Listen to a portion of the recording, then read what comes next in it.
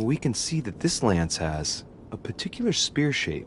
It is coated in gold. You can distinguish the symbol of the fish engraved on the tip, barely noticeable.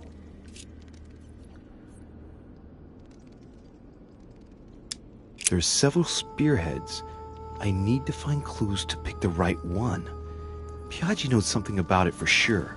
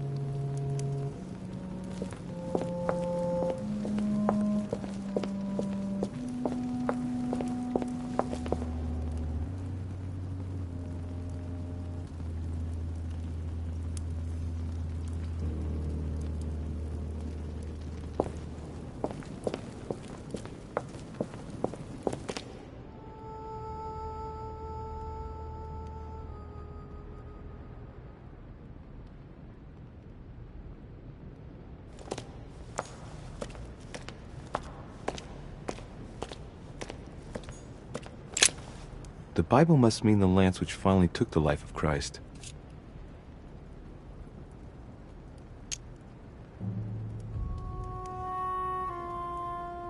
The Gospel of St. John is the most detailed on the subject of the crucifixion. When they came to Jesus and saw that he was dead already, they broke not his legs, but one of the soldiers with a shimmering lance pierced his side, and forthwith there came out blood and water. And he that saw it bore witness, and his record is true, and he knoweth that he saith true, that ye might believe. A shimmering lance? What is this telling me?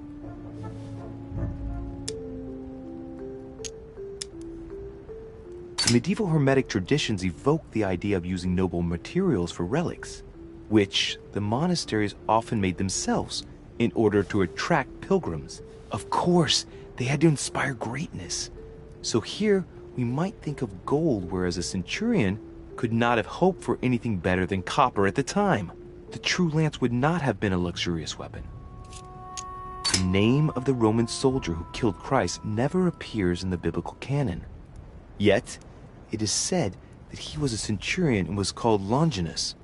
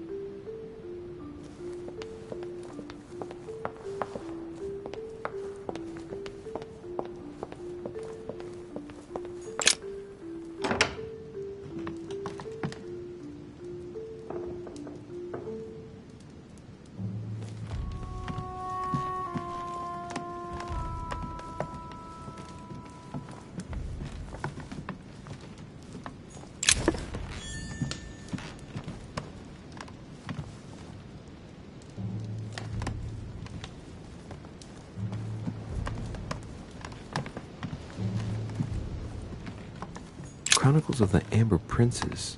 As I recall, Dorkin was my favorite character.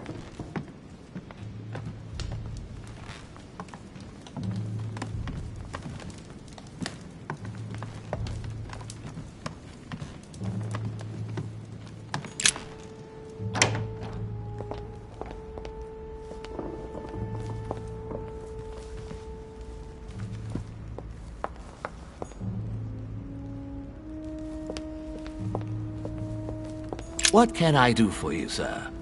I am at your service day and night, sir.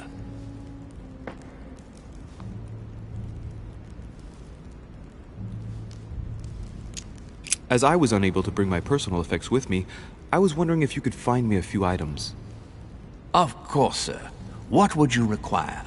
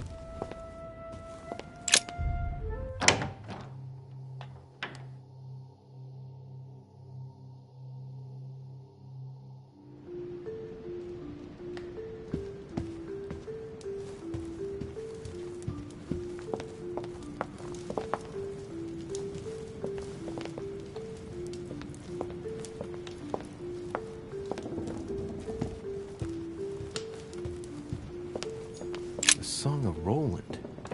Roland feeleth his death is near, his brain is oozing by either ear. With his brain oozing, it's already remarkable that he can feel anything.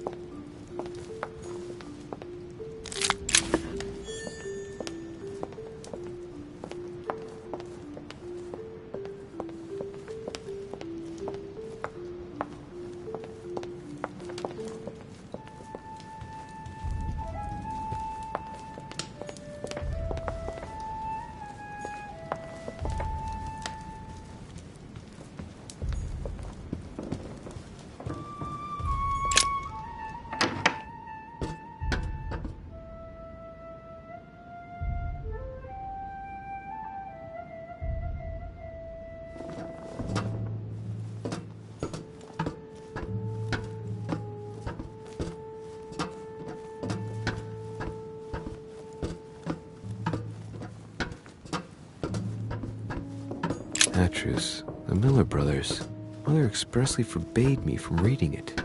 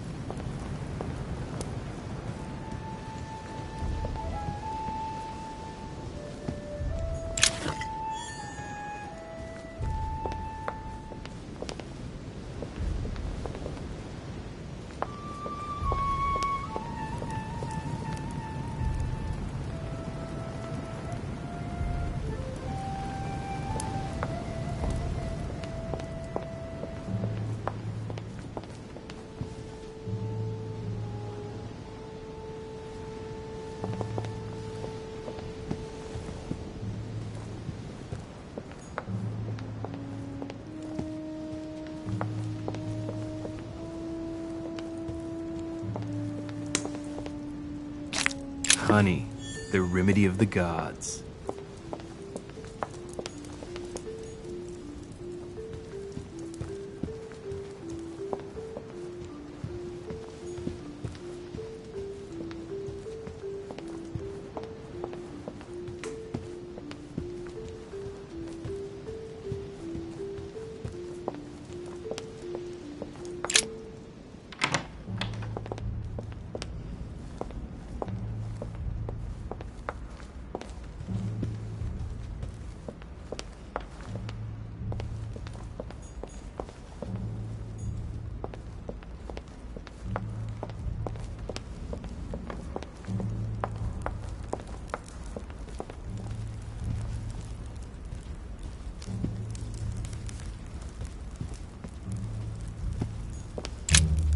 Good evening, Mr. President. Good evening.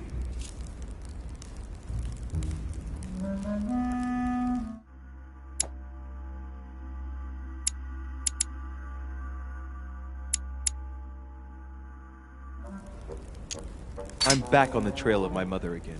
I don't have time to explain, but would you know anything about the Holy Lance? That's good news. But be careful, Louis. You might end up getting noticed. Do you know anything or not? No, I regret I don't. But why not ask von Wallner? Theology is his field, after all. That's an idea. In that case, I'll try and find him. You are keeping up the good work, I see. But I'm telling you, keep your guard up. Everyone is rather on edge right now. You're right. Thanks for everything, Mr. President. See you later.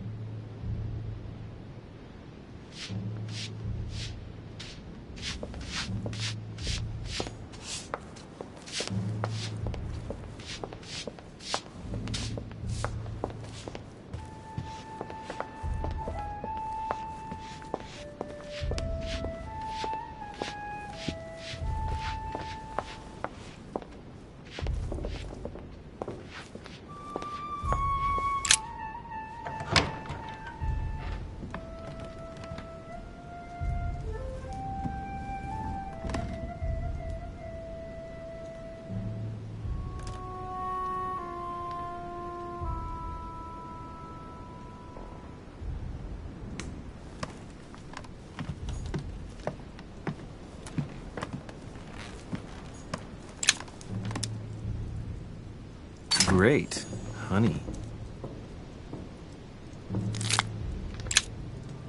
Great, honey.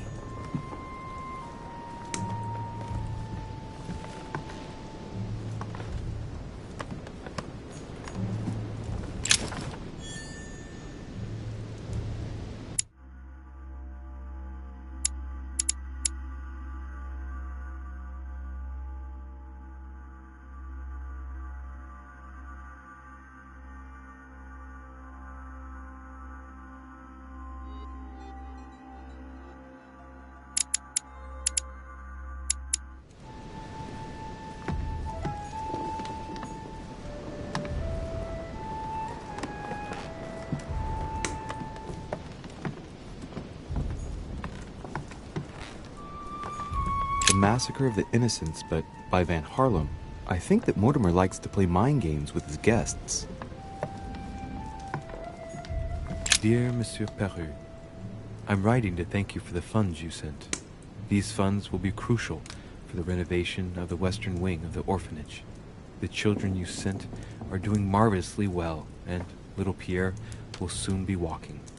Some of them still sometimes suffer nightmares about their parents on the scaffold, but I expect they will I have no space left. I'll retrieve it later.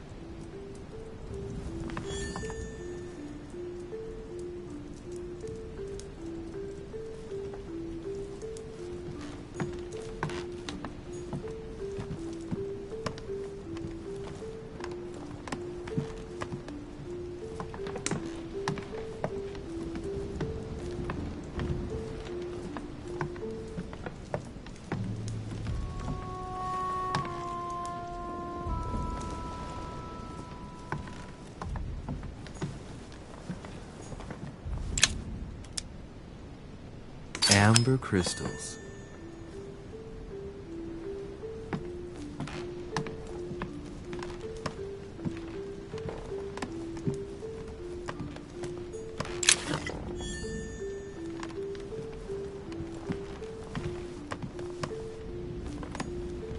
Dear friend, please come and join us. We must meet about the ongoing operations in Paris.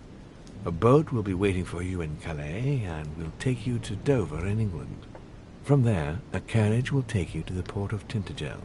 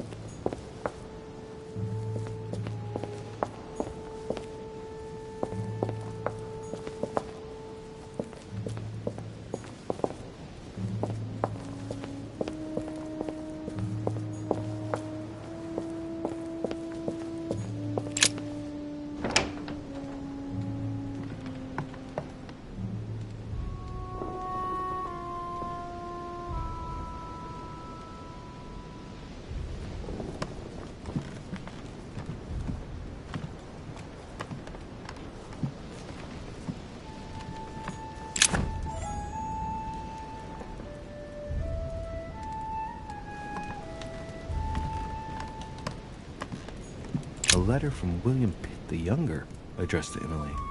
He's the present Prime Minister of the United Kingdom. Emily has indeed some powerful backers. Madam. A letter from William Pitt the Elder, addressed to Emily. He was the English Prime Minister. This letter dates from 15 years ago now. Madam.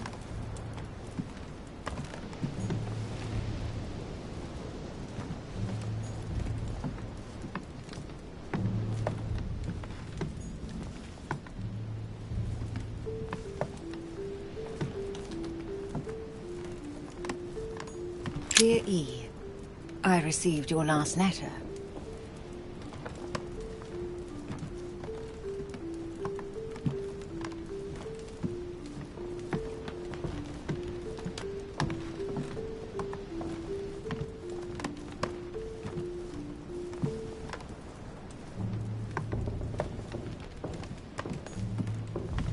King George III in coronation robes. Nice touch for the room of an English duchess.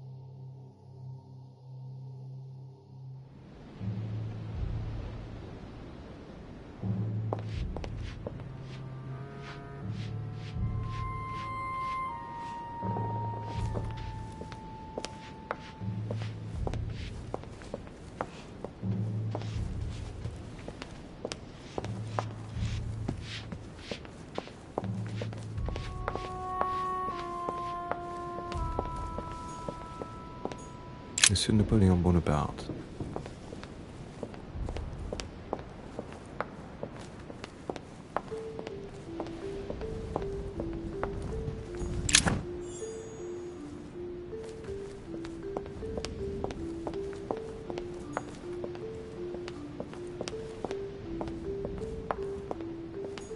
Duchess Emily Hillsborough.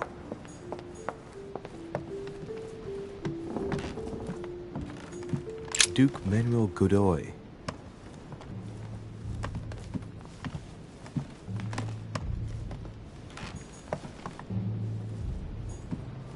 Duke Manuel Godoy.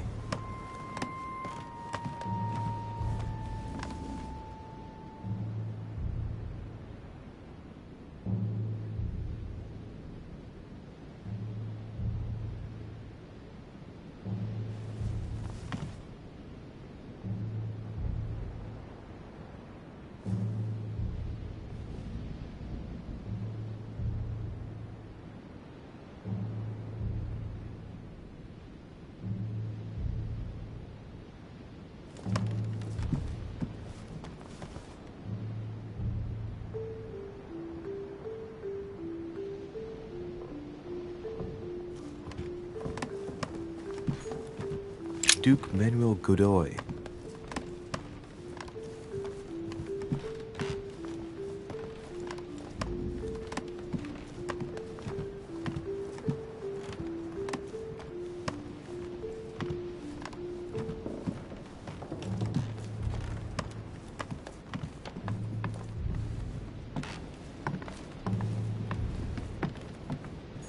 Huh, that's me.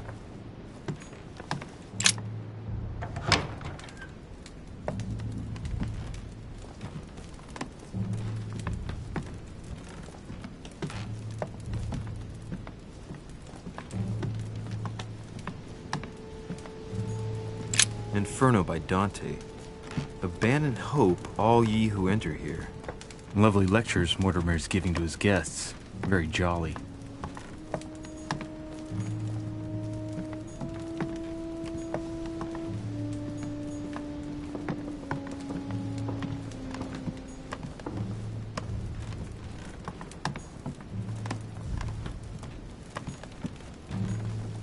Dear Monsieur de Rich,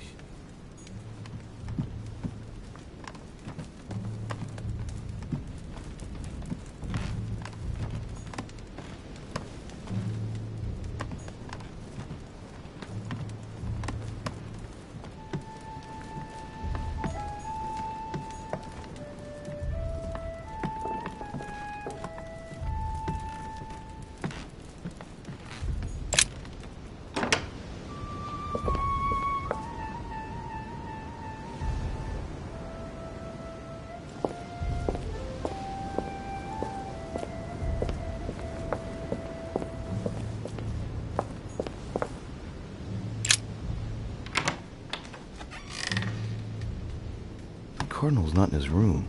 I bet he went back to stuffing himself.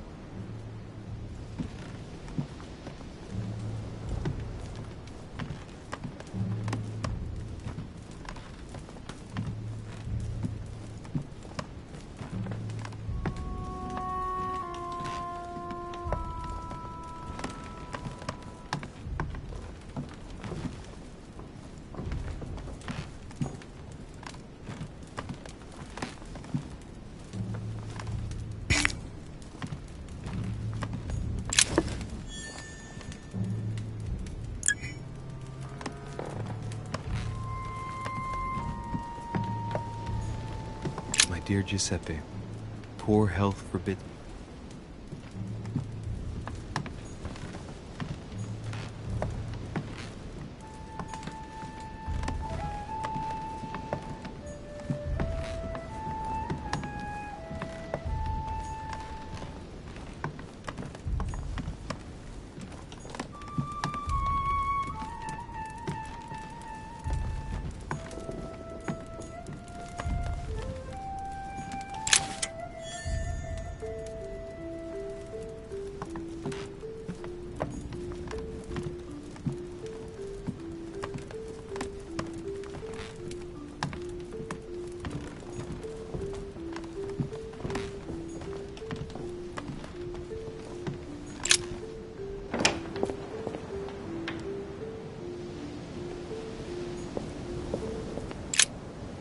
Have a look at his personal papers. Of course, it's in Latin, the language of the church.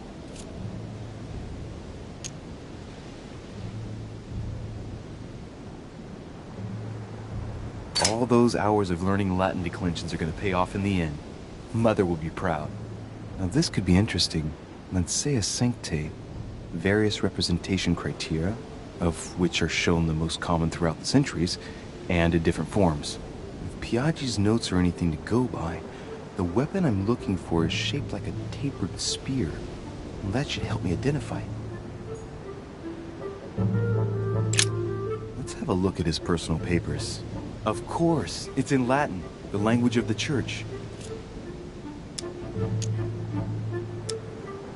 All those hours of learning Latin declensions are going to pay off in the end. Mother will be proud. Now this could be interesting. Lancea sancte, various representation criteria, of which are shown the most common throughout the centuries, and in different forms. If Piaggi's notes are anything to go by, the weapon I'm looking for is shaped like a tapered spear. And that should help me identify it.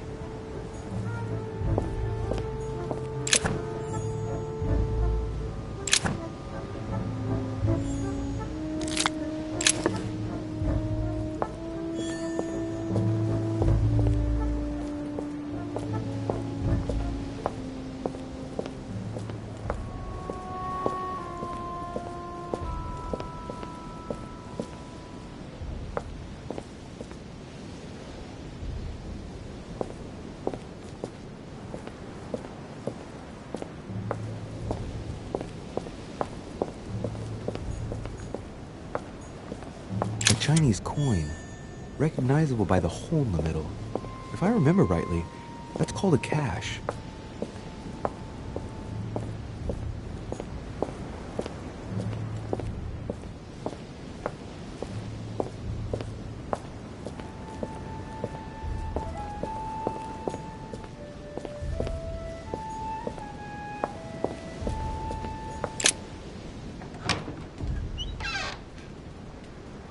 Cardinal's not in his room. I bet he went back to stuffing himself.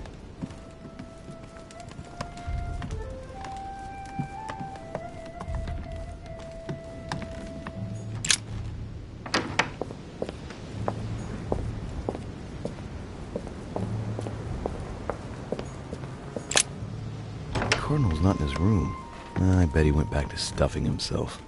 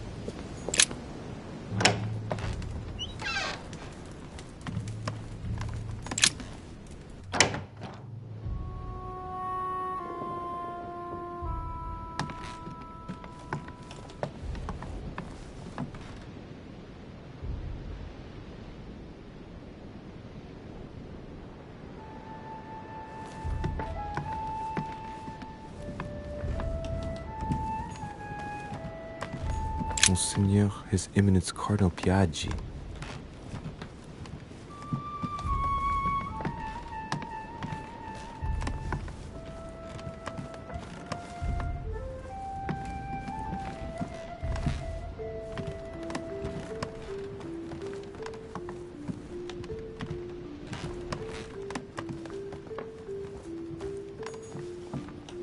President George Washington.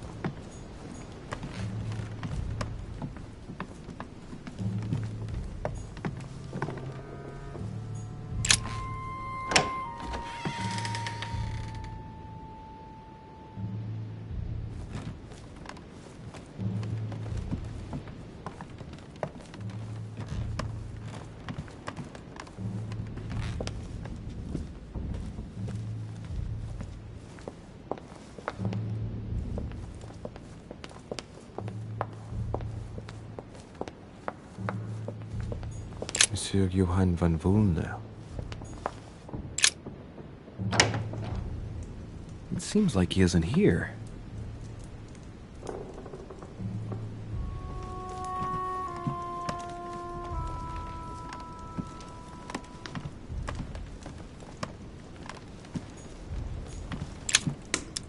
Carmelite water. They say that if you drink this, it gives you a real boost. What a mess. Looks like Volner was interrupted.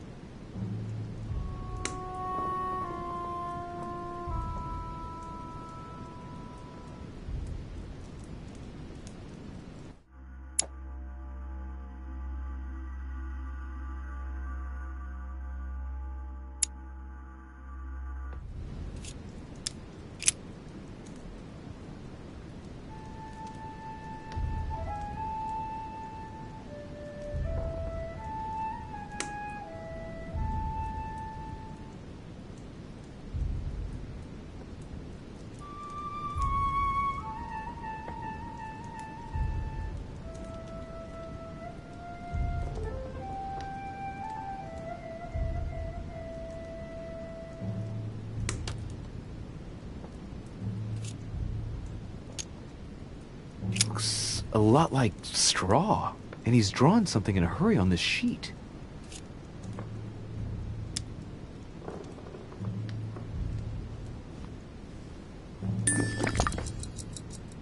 Straw on his desk, as if to protect something fragile. Yes, someone must have packed something away here.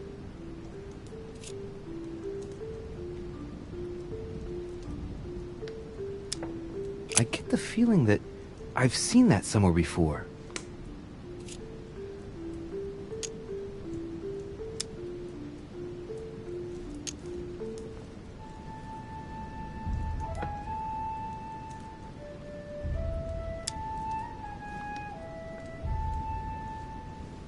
I've seen occult inscriptions like this before.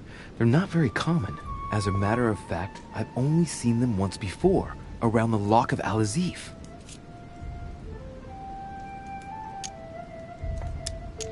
I get the feeling that I've seen that somewhere before.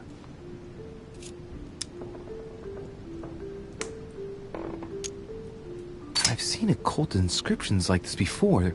They're not very common. As a matter of fact, I've only seen them once before, around the Lock of Al-Azif.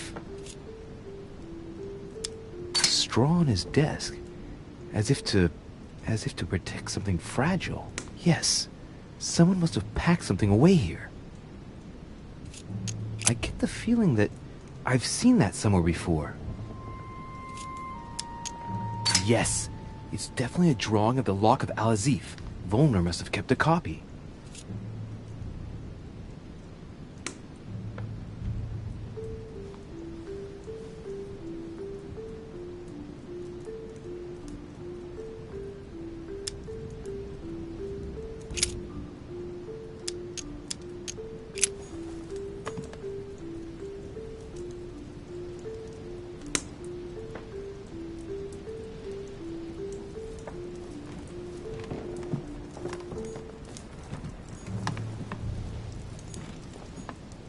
Look, a blotter.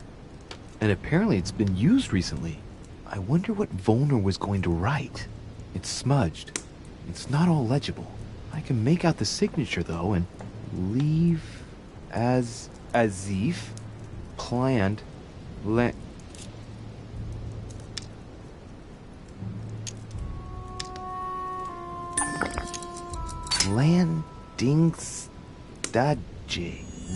stage. So Volner is going to leave Al-Azif at the landing stage, isn't he?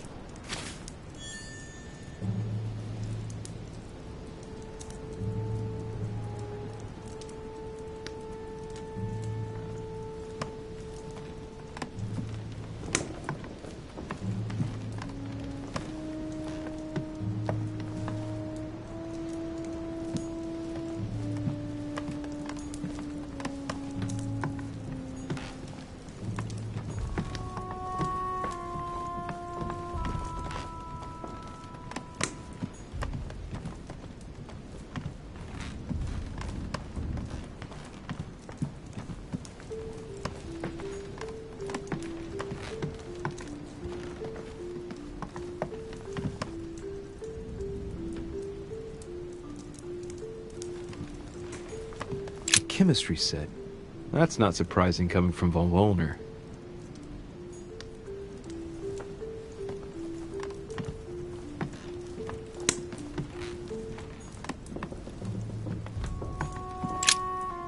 So, let's see what Volner has in his bookcase.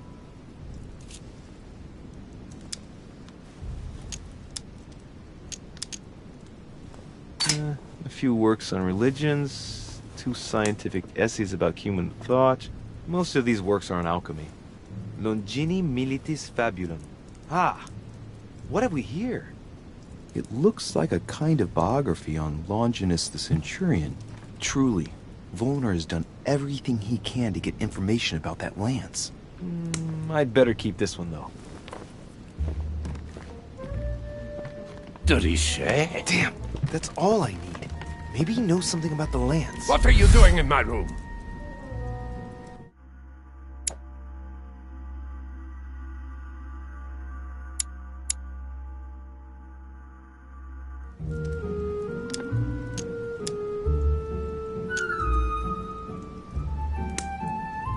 Sir, perfect timing. I was looking for you. You were looking for me? Well, here I am. What can I do for you? I was wondering if you might help me. You're the one looking for the lance. No, Don't take me for a fool. You are looking for the holy lances.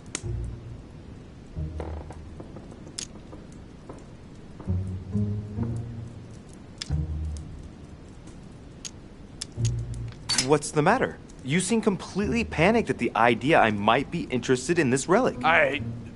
No, that's not true. What are you so afraid of? I'm not afraid. You know Mortimer's got it, so you're not worried that I'd give it back to him. What are so you? why are you so terrified of me being able to find it? You have no idea what it is you're looking for. What are you playing at, Richet? Mortimer's the one who has that cursed lance. How long have you been looking for it? I see. You want it, and so you plan to steal it from Mortimer. For a long time. Isn't that right? Why, you little swine! You're planning to give it to Sir Gregory. You're looking to double-cross me and Piaggi too. What on earth is he talking about? But calm yourself, goddammit. You're the one I'm trying to help. What? What? I heard you talking with His Eminence, and it seemed to me that this story about the lances had put you in a tight spot. I was only trying to be helpful. But why didn't you tell me straight away? Seeing as I hadn't found it, I didn't want to commit myself too quickly. If I failed, I would look like a beginner. I understand, Louis. I thought you were trying to manipulate me. But please, excuse me. I got a little bit carried away. But you can't get ahead by staying in the shadows on a case like this. There are already several of us searching for the Lance of Longinus. And it would be smarter to pool our information. Unfortunately, I've barely made any progress. I'm still trying to find out what the original lance really looked like. Let me reassure you, we've all been there, given the number of copies there are in existence. It also took us quite some time to discover its true shape. Many believe the central part of the head of the lance to be covered in gold, whereas, in truth, its center is made of an alloy of copper and iron. That does make sense. In those times, a centurion wouldn't have any chance of possessing a lance made of gold. That is the perversion of Christian idolatry. A copper lance could not have been noble enough to pierce the side of Christ. Anyway, thank you, sir. You're welcome, Louis. Keep me posted as to your research.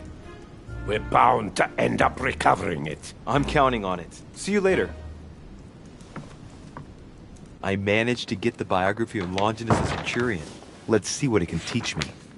An interesting passage here tells me that the lance is engraved with the symbol of the first Christians, the fish.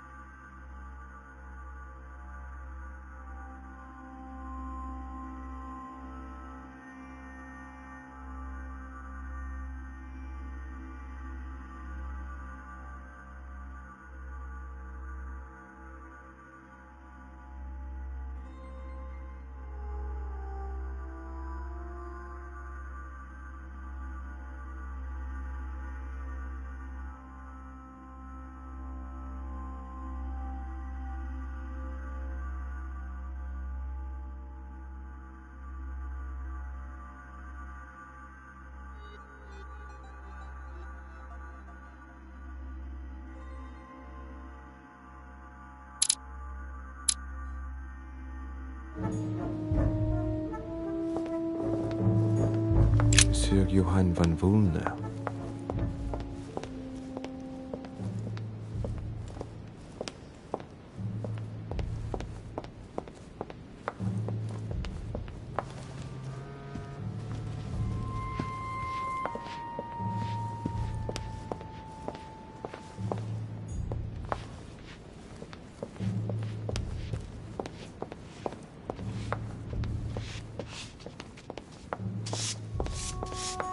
Pardon me, monsieur, but I have work to do.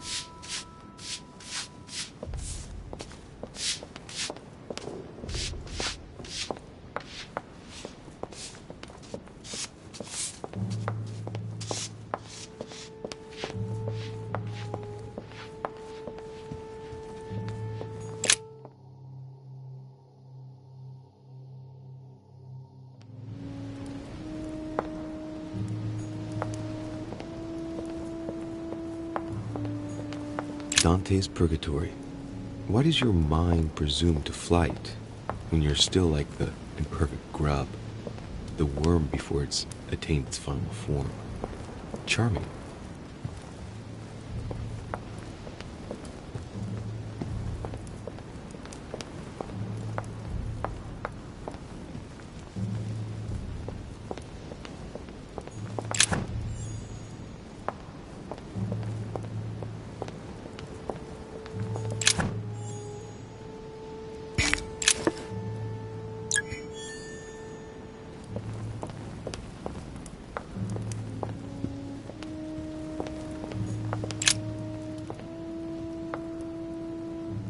Saint Longinus.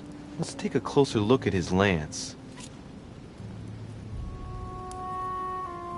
It is shaped like a leaf, like the real lance, maybe. How can I be sure?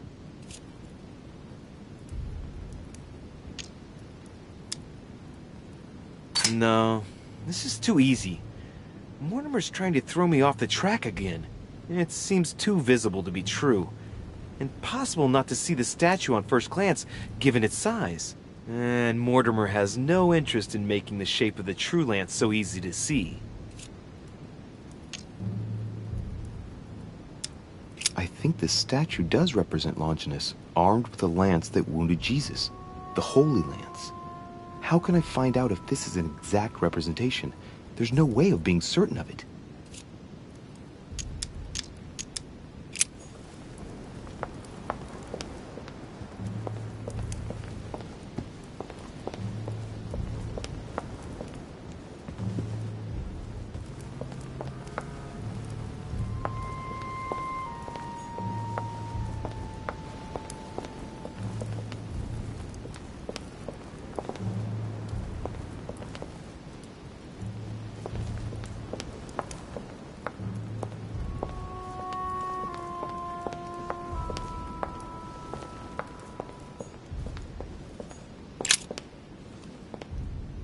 Adoration of the Shepherds with Saints Longinus and John, Giulio Romano, 1534. Longinus is holding the Holy Lance in his left hand, and I'll bet he's holding the sponge soaked in holy blood in the other hand. Yes! Here we can see that the Holy Lance is represented in the shape of a spear. I better make sure I check this twice. It's a work that dates from the Renaissance. There's nothing to say that it's not based on erroneous elements.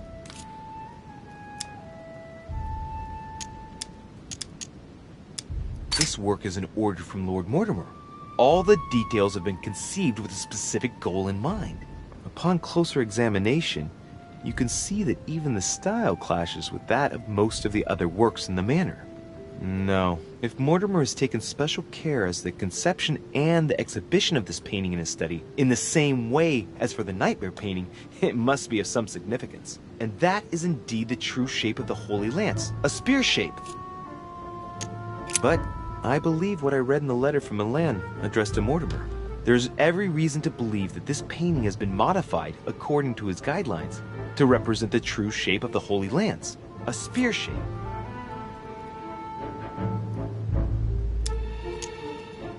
There's only one way of being sure. I'll have to find other clues that will confirm this information.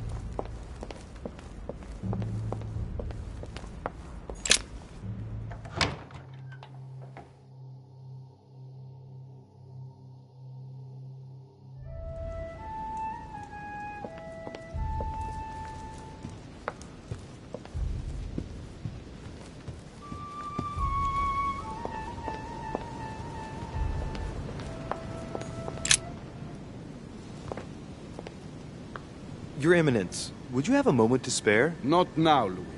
Please, leave me alone. I beg your pardon? I want to be alone. Very well. I'm only searching for information about the lance of Longinus, the soldier. If you could... You're not listening to me. You are playing with fire. I heard you speak to Mr. von Wollner about it, and I was wondering if you could tell me something about it. That was a private conversation. How could I have known that he was listening to us?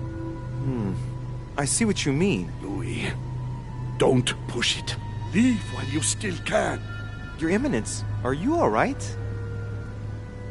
Your Eminence, are you with me? Can you turn around, please? What do you want to know about the Holy Lance, Louis? Your Eminence, turn around. This is the weapon used by a Roman centurion on the very day Christ was nailed to the cross. Look at me. Longinus thrust his lance in the right side of Jesus. Please. As you wish.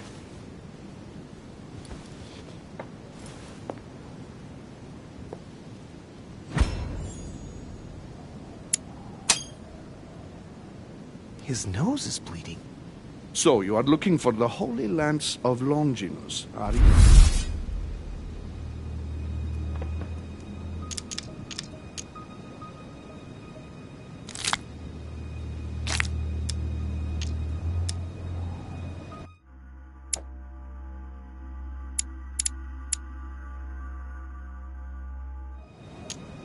No, I was wondering about it myself. Oh, Louis.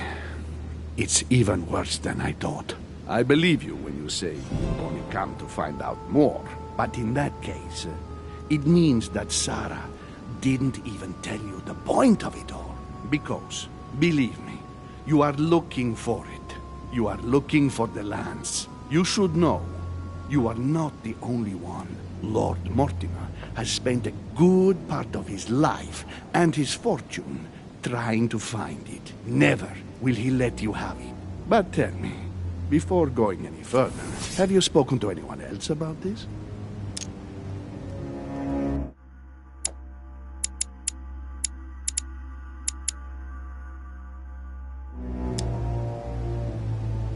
No, Your Eminence. I thought you'd be the only one able to help me with it. Your words lack conviction, Louis. If I'm asking you all these things, it's for your own good, you know. You have no reason to lie to me. Imagine you find it, which I don't doubt, given how resolute you are when you've got something on your mind. Then what?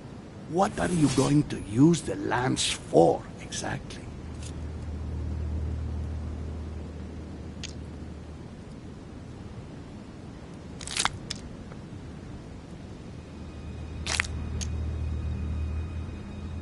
I need it. Why?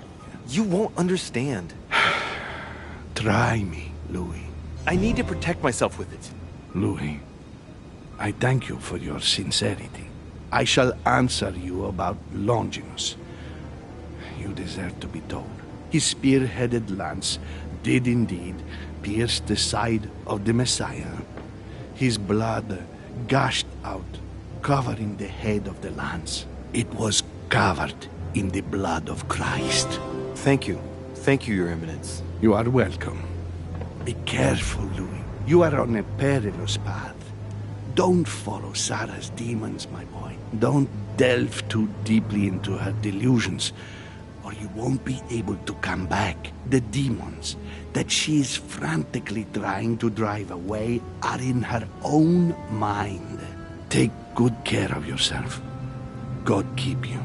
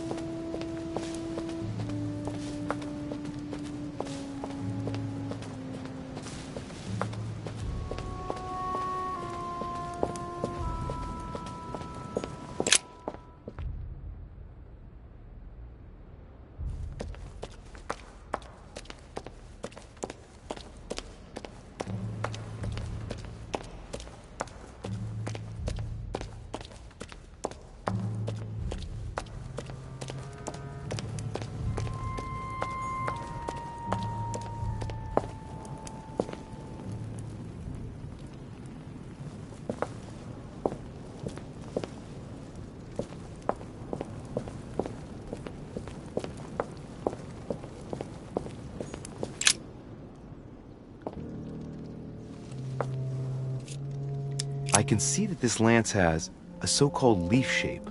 It is made entirely of iron. I can see that the tip is engraved with the symbol of the sun.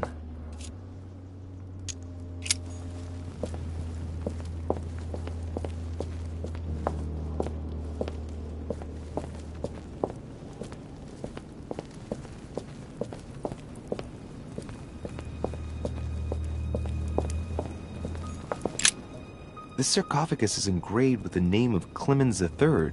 Good God! The one whose cross allowed me to enter.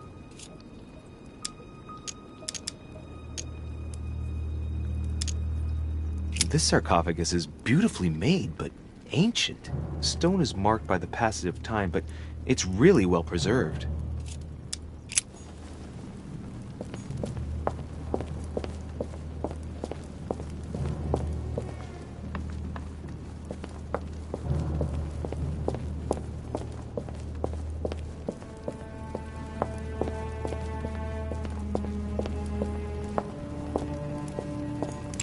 This one has no name. I wonder who it was for.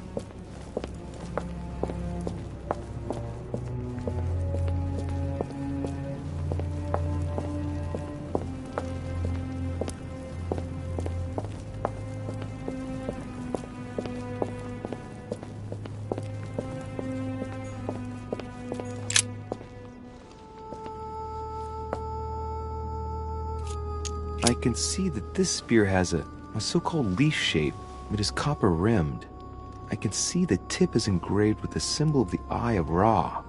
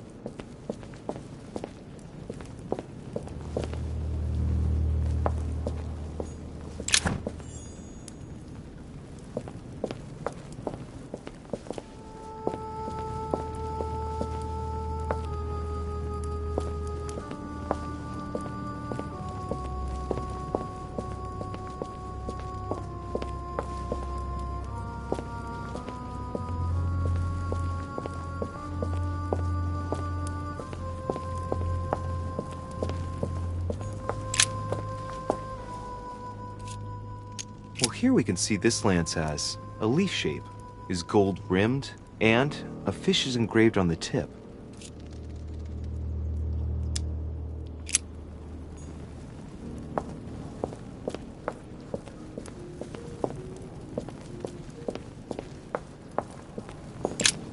Flavius Aetius.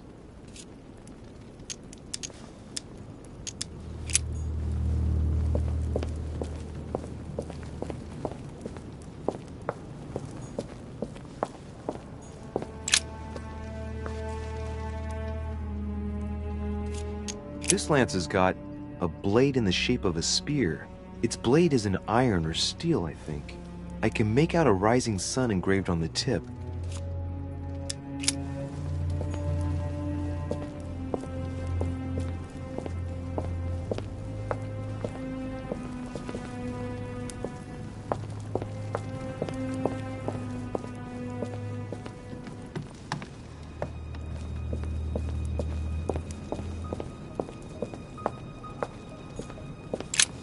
This sarcophagus has been ravaged by time. It's sort of ageless, I guess. It's entirely sculpted. These symbols, these grooves, cuneiform script. This is humanity's oldest alphabet, the language of Babel.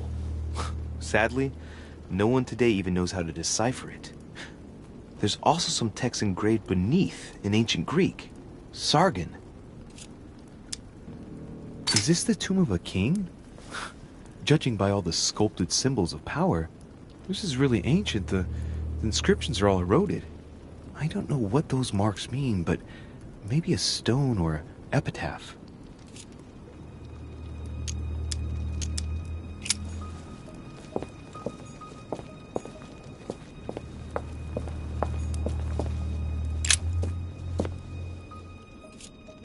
We can see that this lance has a particular spear shape. It is coated in gold. You can distinguish the symbol of the fish engraved on the tip, barely noticeable.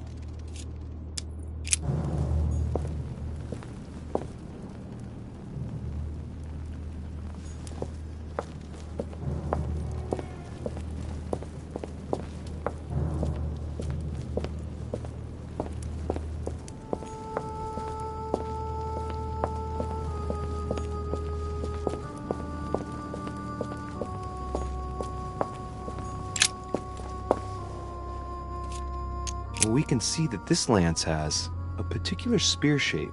It is coated in gold. You can distinguish the symbol of the fish engraved on the tip, barely noticeable.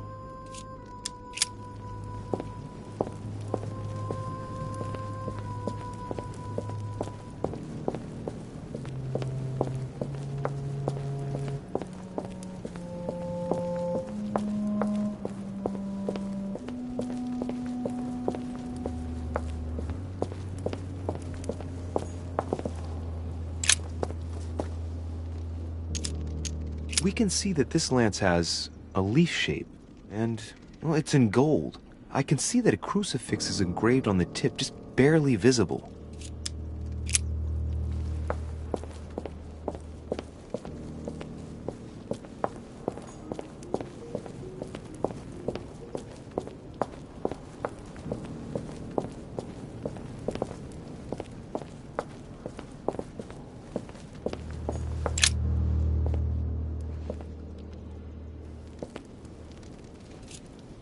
Let's take a look at this lance here. It has a very special leaf shape. It is copper rimmed, and I can see a fish symbol engraved on the tip.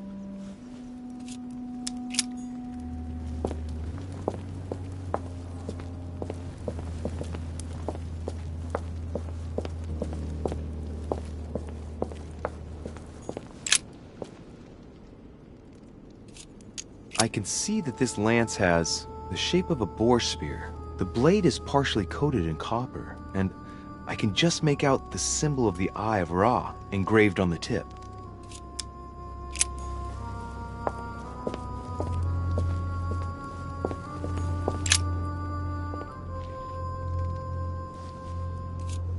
I can see this lance has a spear shape, it is copper rimmed, and it has been engraved with the symbol of the Christian fish on the tip.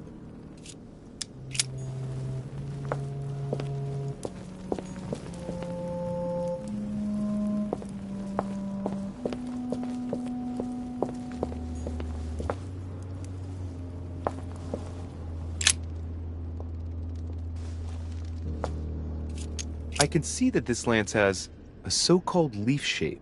It is clearly made of iron, and I can make out a sun engraved on the tip.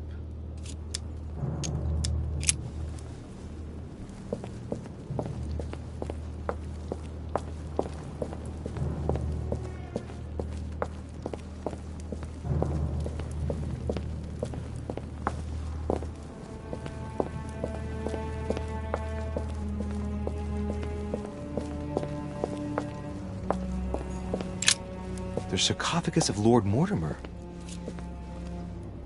It's the only sarcophagus in this crypt which appears to bear the Mortimer family name. What ancestor can it be? There's no inscription. Let's see what we can find here.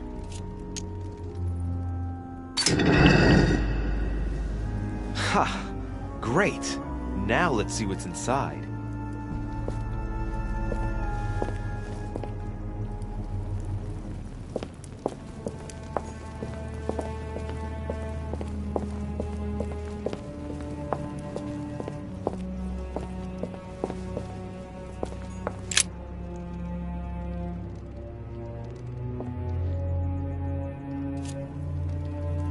What about this lance? It's got a spear shape.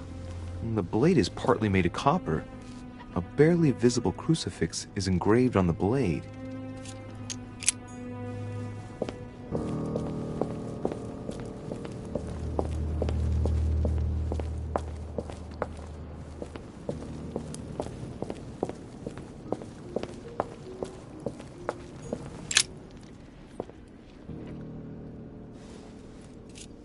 I can see this lance has a spear shape, it is copper-rimmed, and it has been engraved with the symbol of the Christian fish on the tip. I must be sure of my choice. I cannot get it wrong. Am I absolutely sure this is the one to take?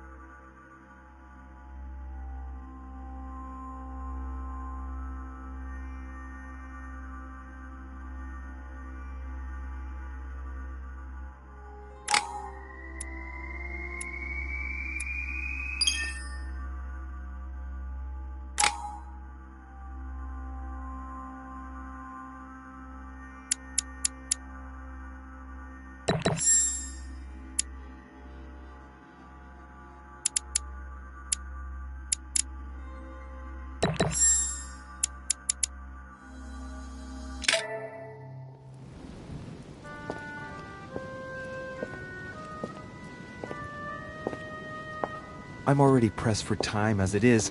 Mother's waiting for me on the wharf.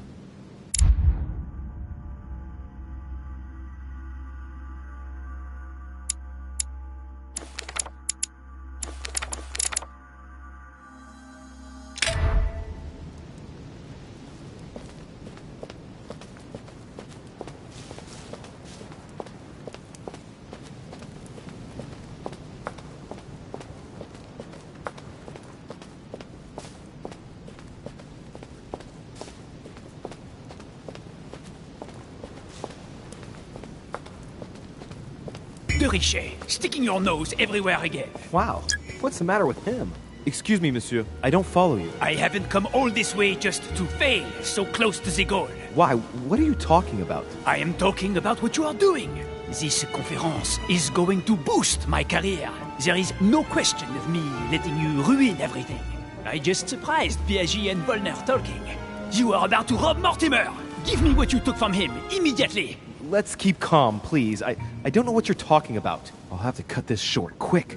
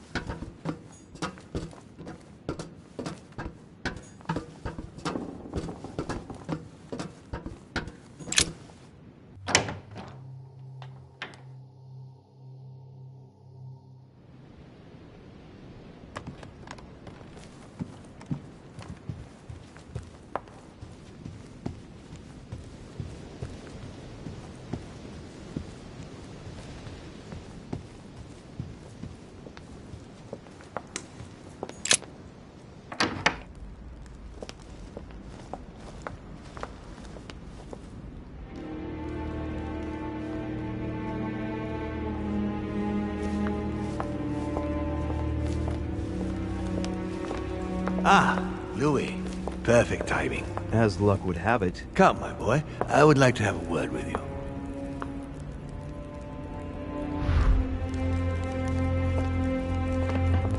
Come closer, please. It's time we had a little chat. What's wrong, my lord? Tell me. What's with all the bodyguards? Louis, it's time you found out the truth.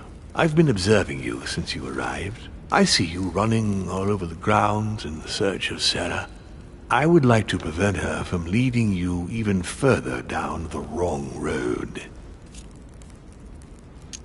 The wrong road? Louis, Sarah has made her own choices of her own free will, and I would like for you to have the same chance. You see, Sarah and I have known each other for a very long time, Louis. I am aware of her theory. About me, about Gregory, about the demons. She's right. Look at me. I have inhabited this body since 1191. For the last 602 years, I have been this dear William Mortimer.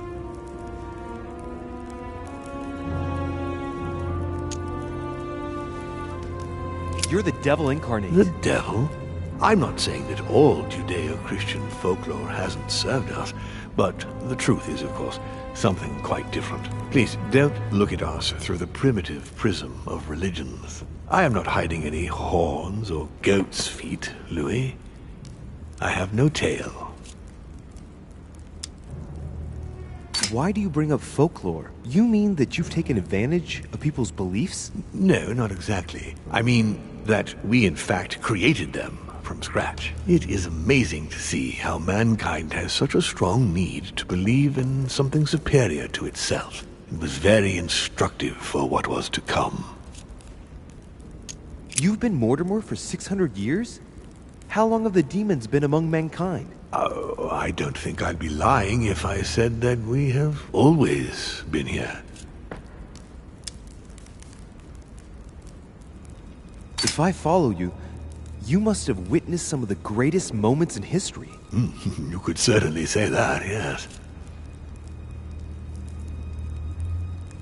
Did you know ancient Egypt? Oh, yes, yes.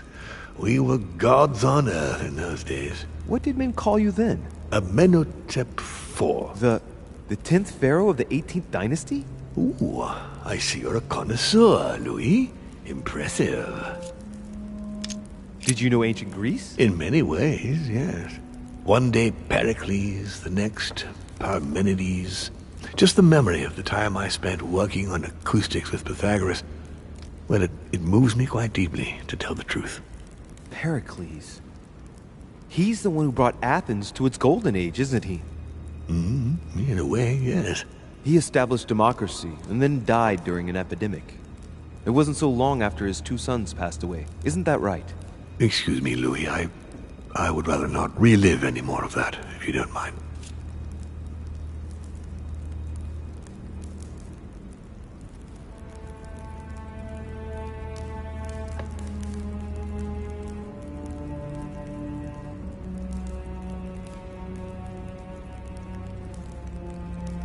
Did you experience ancient Rome? Oh, yes. Luxury and decadence, Louis. My family did indeed reign supreme, but from this period I retain only the works of my friend, Marcus Vitruvius Pollio. You seem to be fascinated by Christ. You weren't him, were you? Oh, no, not at all. He was my father, though. Strange as it seems. I beg your pardon? Am I dreaming? Ugh, please tell me I'm dreaming. We should have the chance to talk about all that again later, but yes, he was my father. All the mythology surrounding Jesus of Nazareth really stems from my father's prideful need to show himself among men. I've noticed that you have a passion for the Crusades. Among other things, yes. Mainly the third.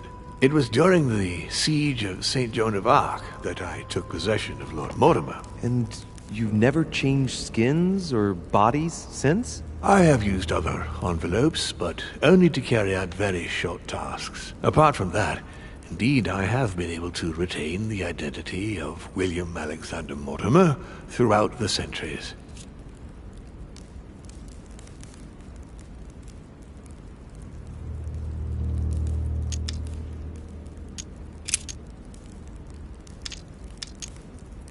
Lucifer, the fallen archangel, left heaven accompanied by 133,306,668 angels. Is it true that there are that many of you? No, I assure you, Louis. Forget your Bible class. It's ridiculous. We are not angels. We don't have wings. There is certainly nowhere near 1,000,000 of us. And for that matter, no sacred human text represents us correctly. There are several families, and the family to which I belong has 8 siblings, including Gregory and myself. Sir Gregory is your brother? Yes, what can I say?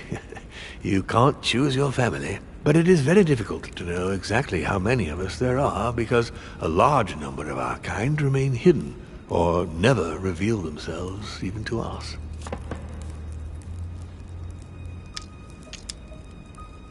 And you truly have the power to manipulate the thoughts of men. That's right.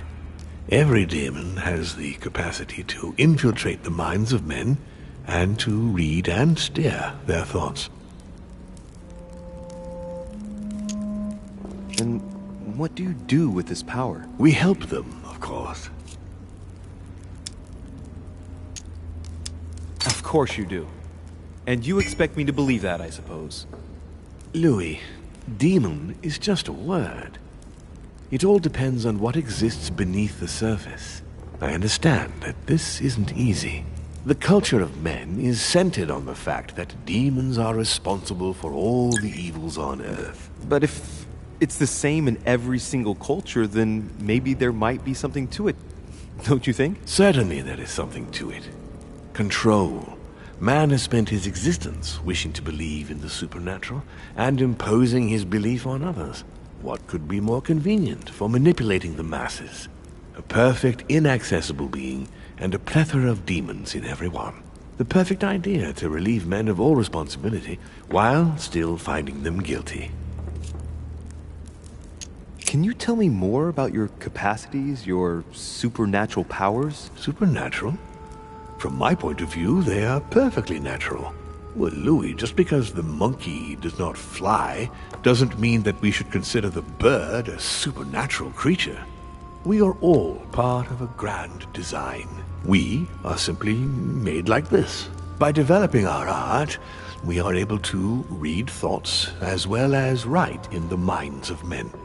It is possible for us to make them bow to our desire, but it doesn't work without leaving some scars.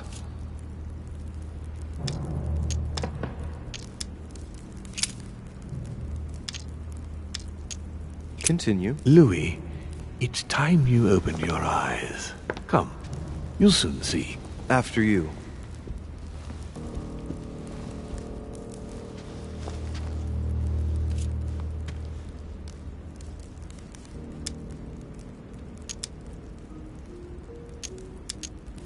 If you could manipulate us mentally, what's the point of all the theatrics of the conference? You must suspect that we asked ourselves that very same question. For many centuries, we didn't organize any conferences, and most of the time, it ended in civil war between demons.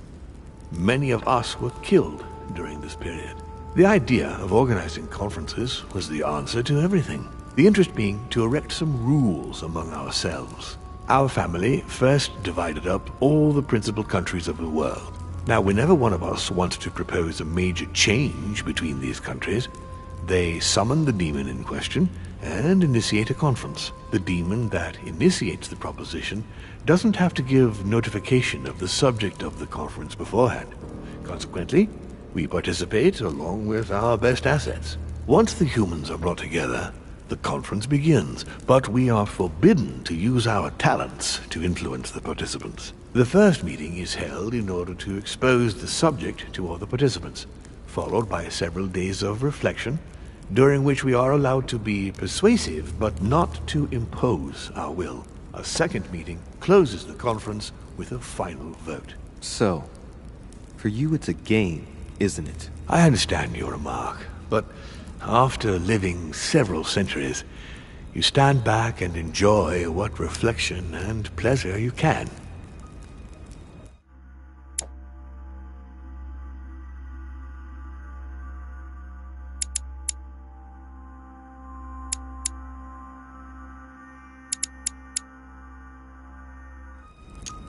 But how do you agree on global policy? Locally, we often have competing interests, and sometimes we start wars between men which are linked to our disagreements. Most of the time, our father steps in and gives directives, which my family follow to the letter. Indeed, in my opinion, it is high time we moved on.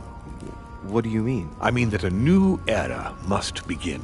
The old monarchic regimes are outdated, and it's time to evolve. Did what happened to Elizabeth Adams have anything to do with you? Unfortunately, the poor girl became an issue between us, in spite of herself.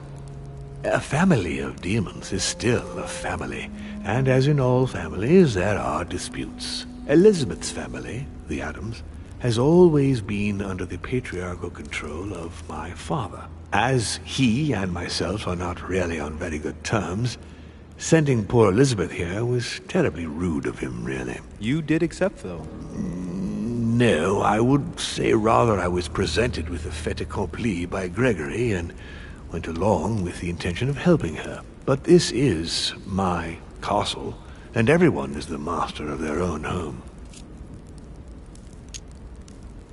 You're the one who killed her. The poor girl was condemned, Louis. Don't you think it better that she stopped living like a slave, being mentally raped by my father since the day she was born?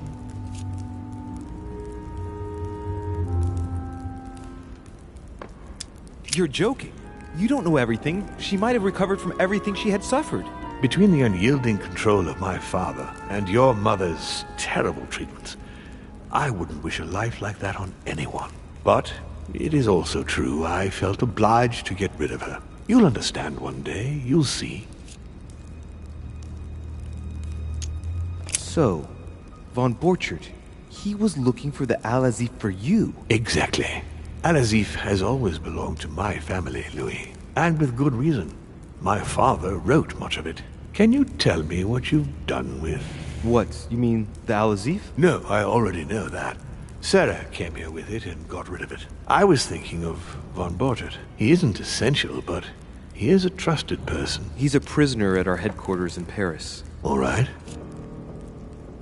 I hope I've answered all your questions, Louis. Come, I've something to show you.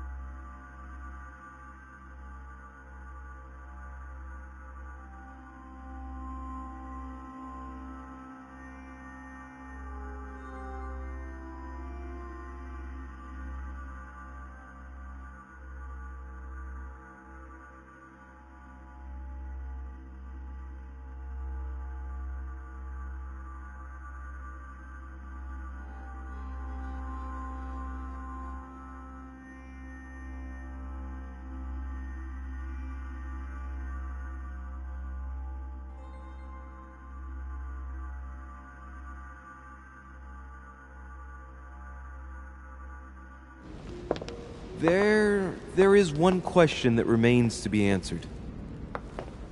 Why me? Why tell me all of this? Oh, haven't you guessed yet?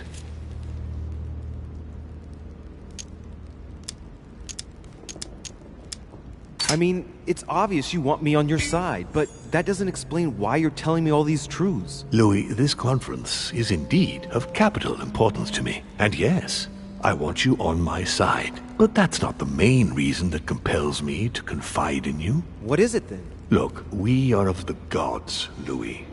Always have been.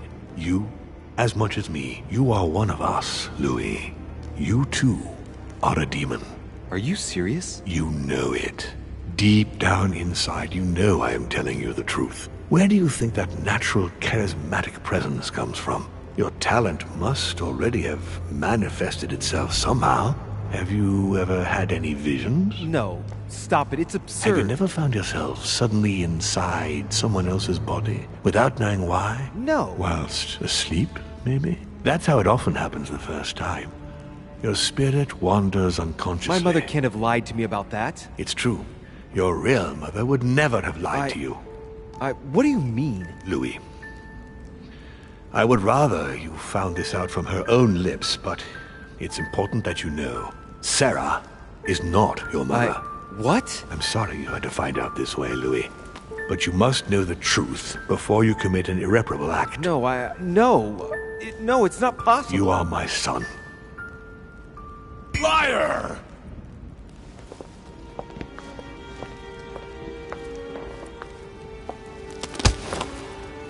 Well, well. So now you're his bastard. You really took me for a fool. Don't make a move, you clowns! Everybody keep calm. Don't say a word or I'll shoot your kid! Not so clever now, are we? At last I found a way to put the pressure on you, Mortimer. Look, just calm down, monsieur. You stopped me from ending it all. Because of you, I've had to pay for it. You don't know what it's like. He's in your head. He's in your soul. I never want to feel that again. Jacques, I did not betray you. You're just like him.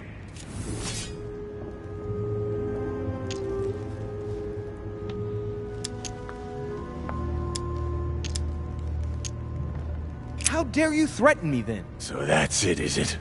You've gone over to his side, have you? It didn't take you too long, did it? So, what are you gonna do now? You've just found out your true nature. What difference does it make?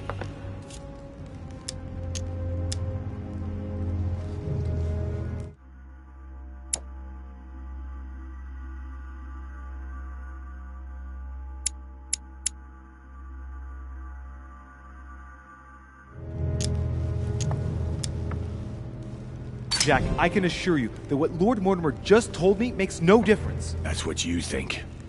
But you're already in his hands. And you don't even know it, Louis. No, Jacques, it's the contrary. Everything that's been happening here has been carefully planned by the Golden Order for months. And everything is going exactly as planned. Lower your weapon. It's all right. It's over. You'll make it through. And you're going to get your life back. You're just like him. You are already. You can't see it, or you don't want to see it. But it's already too late. In fact, I haven't got any choice. You always have a choice. You know very well what will happen to you if you shoot me.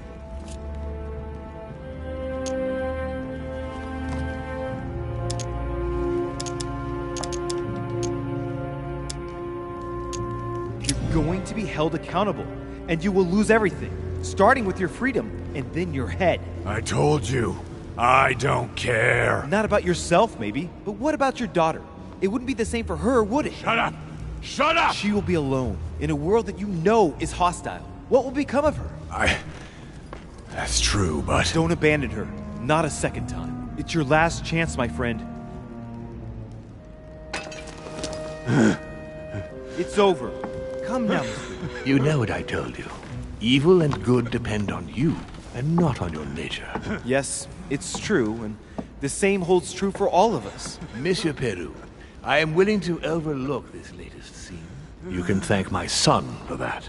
I think, however, that you ought to take your leave for your good and ours, as well as that of your daughter.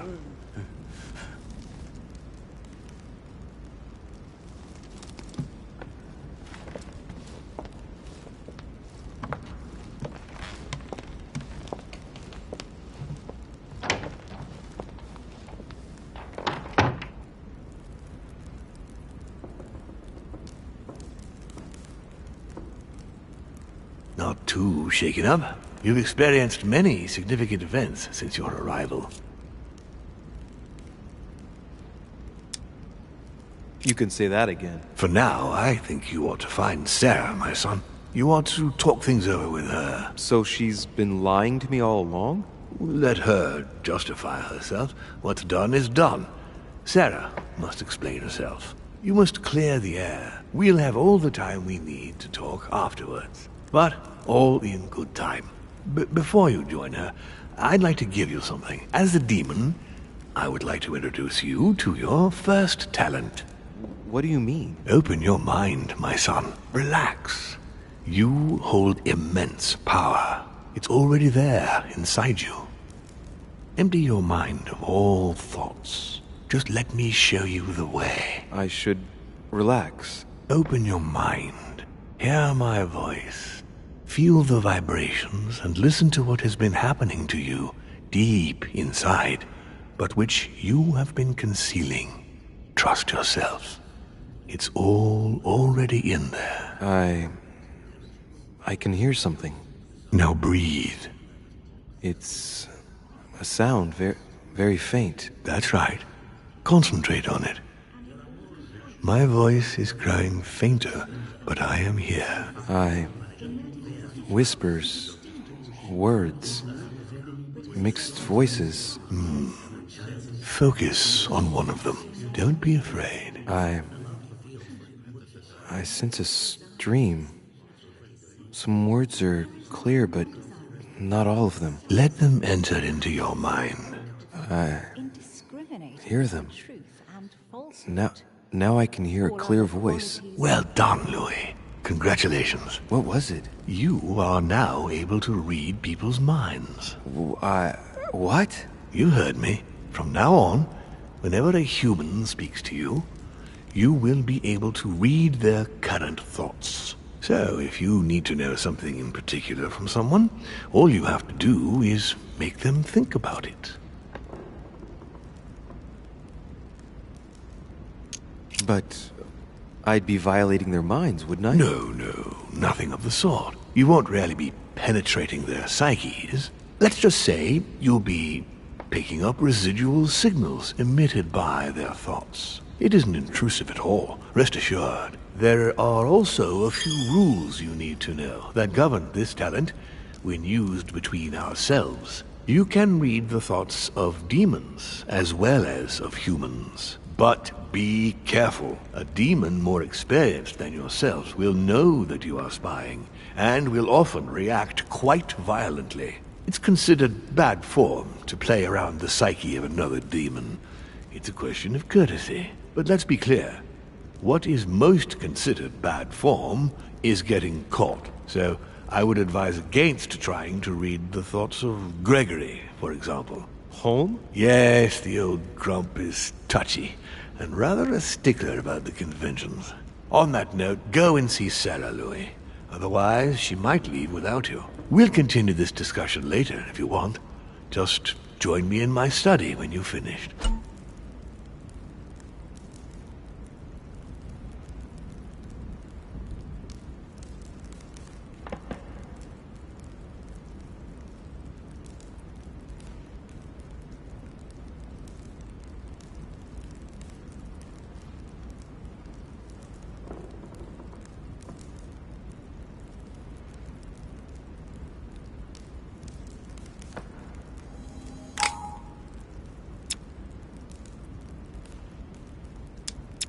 Let's see what Mortimer's thinking about. He is thinking he might not have been clear enough with you. When I told you not to try to read into Gregory or our experienced demons, it also applied to me, of course. You can hear me think? Of course I can. I can sense you. For the moment, your mind shines like 1,000 lights because you haven't yet mastered the art of concealment from the psyches of others. So, I give you a weapon, and the first thing you do is try to shoot me with it? If my intentions were evil, you would already be at my mercy. So be very careful on whom you use the talent. All right. Please excuse me. And don't ever apologize, my son. You are far above that from now on. Now go. One more thing. If you want to know the truth about your birth, ask her about Paris, 1763, at 12 Rue des Martyrs. That's where she disemboweled your mother to steal you from me.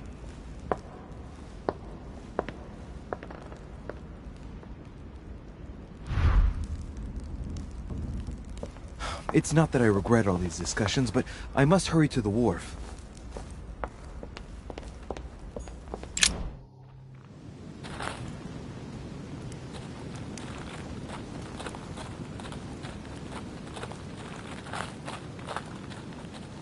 Honey, I couldn't have hoped for better.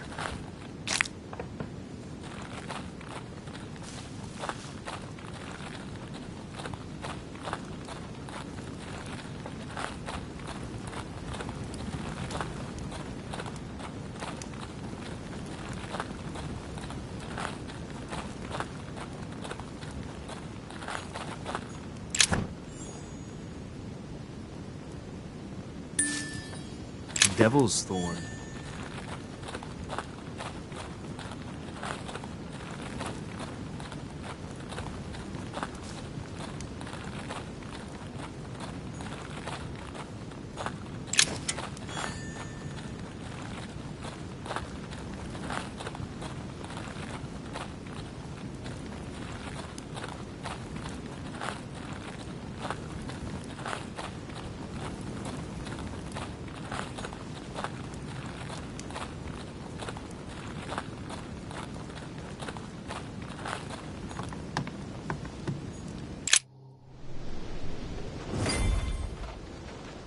You manipulated us all. You're going to pay. What is at stake here far outweighs our personal interests. Our personal interests? You betrayed me. Emily, no!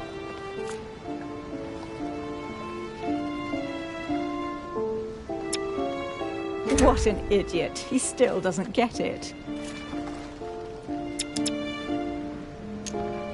But, wait! How has Sarah betrayed you? I don't believe it. You still don't get it. I'm not Emily, stupid. You went as far as killing your own sister? You're the one who pointed her out. You only have yourself to blame. Oh, dear God! Surprise, Sarah. You can't just get rid of me like that, you old hag. Do you realize what you did?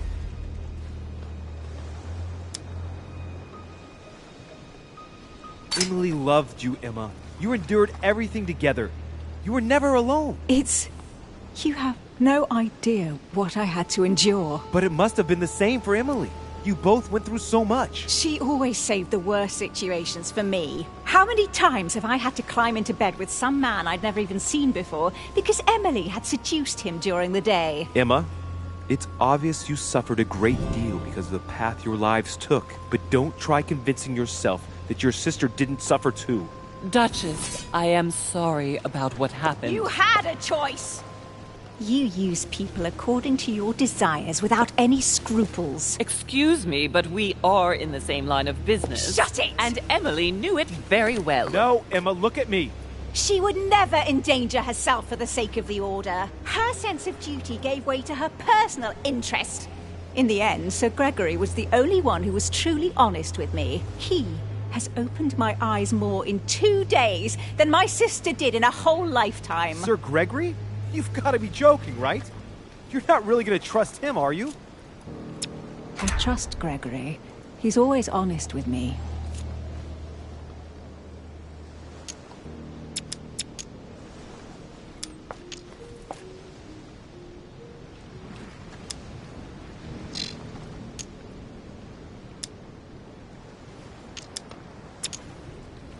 Emma, why do you follow home? Why? Why? Always questions. Just shut up, for God's sake. There's been enough deaths. No, it isn't fair. I haven't done all this for nothing. Home promised me I could be the only Duchess Hillsborough from now on.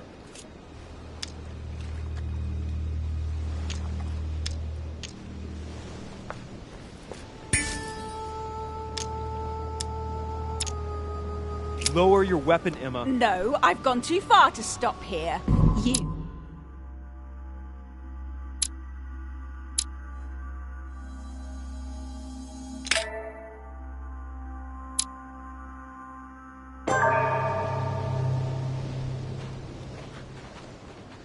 You manipulated us all. You're going to pay. What is at stake here far outweighs our personal interests. Our personal interests? You betrayed me. Emily, no! But, wait. How has Sarah betrayed you? I don't believe it. You still don't get it. I'm not Emily, stupid. You went as far as killing your own sister? You're the one who pointed her out. You only have yourself to blame. Oh, dear God! Surprise, Sarah. You can't just get rid of me like that, you old hag. Do you realize what you did?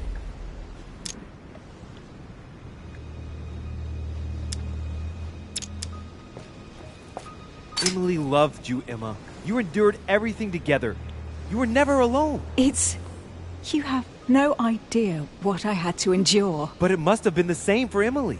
You both went through so much. She always saved the worst situations for me. How many times have I had to climb into bed with some man I'd never even seen before because Emily had seduced him during the day? Emma, it's obvious you suffered a great deal because of the path your lives took. But don't try convincing yourself that your sister didn't suffer too. Duchess, I am sorry about what happened. You had a choice! You use people according to your desires without any scruples. Excuse me, but we are in the same line of business. Shut it! And Emily knew it very well. No, Emma, look at me. She would never endanger herself for the sake of the Order. Her sense of duty gave way to her personal interest. In the end, Sir Gregory was the only one who was truly honest with me. He has opened my eyes more in 2 days than my sister did in a whole lifetime. Sir Gregory? You've got to be joking, right? You're not really going to trust him, are you?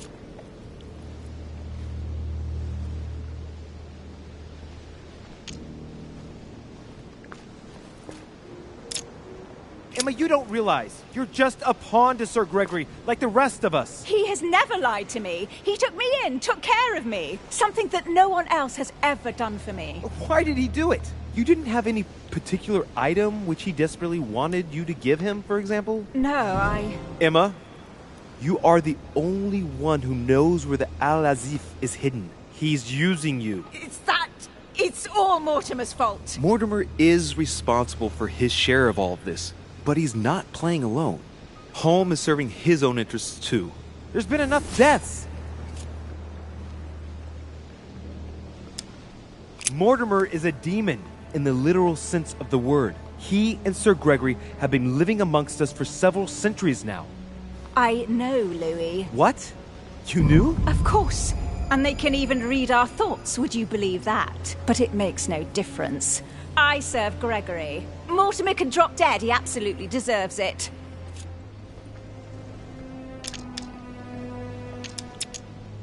It's all over for you. You're going to have some explaining to do after all of this. What? Are you threatening me? Do you really think you are in a position to do so? And what if I take your mother out first? At the stage I'm at, she should never have tried to shoot me. Emma, no! Don't move!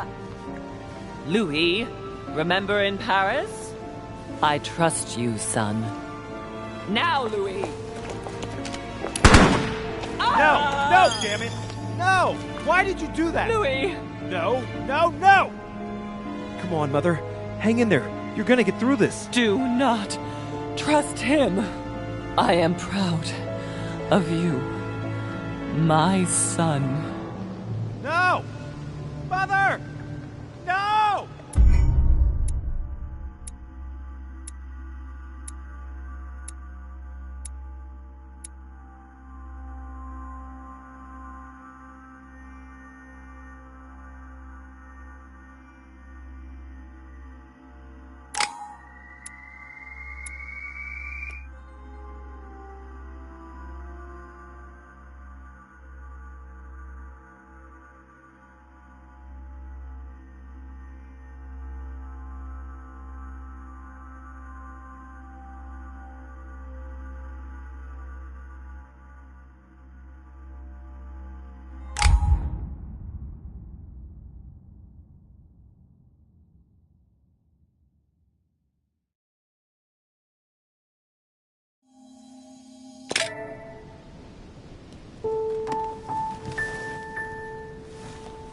rational and open.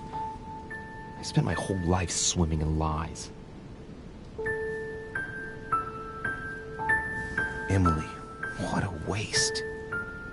I feel like I know nothing. That I have to learn everything all over again. I'm a demon. I age more slowly. I can mentally manipulate people. I don't even know if it's a good thing or a curse. Frankly, I feel like I'm cursed. I hope I'll be able to control this new skill, otherwise my life will be hell. Damn it, what a mess. Come on, man up, Louis. I'm still the same old me. Demon or not, I'm still in charge of my actions. And this father, I know nothing about. Yes, I've still got a lot to learn. It's enough to drive you crazy. Everything I believe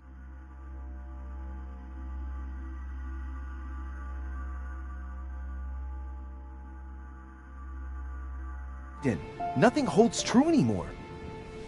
Pull yourself together, man. I need to find some answers. There's no way of being alone for a minute.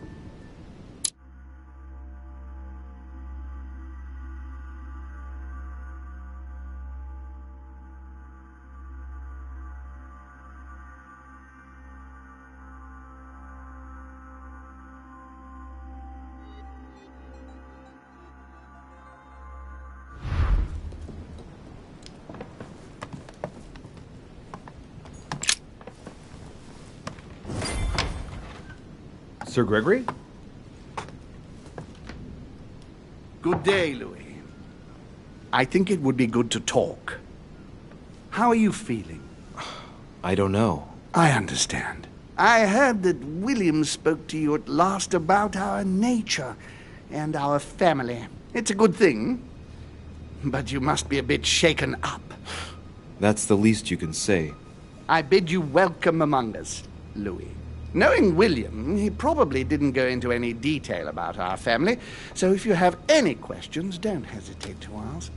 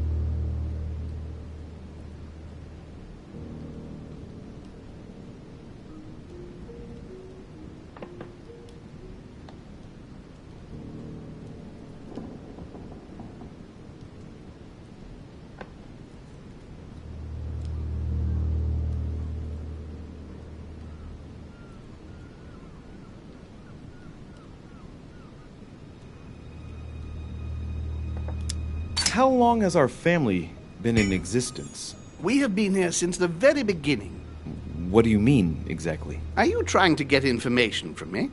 No, not at all. I was just wondering why that particular question seemed to disturb you. Let us not insist, then. You yourself weren't very convinced by the question, it seems. How many of us are there in the family? We are 8 brothers and sisters.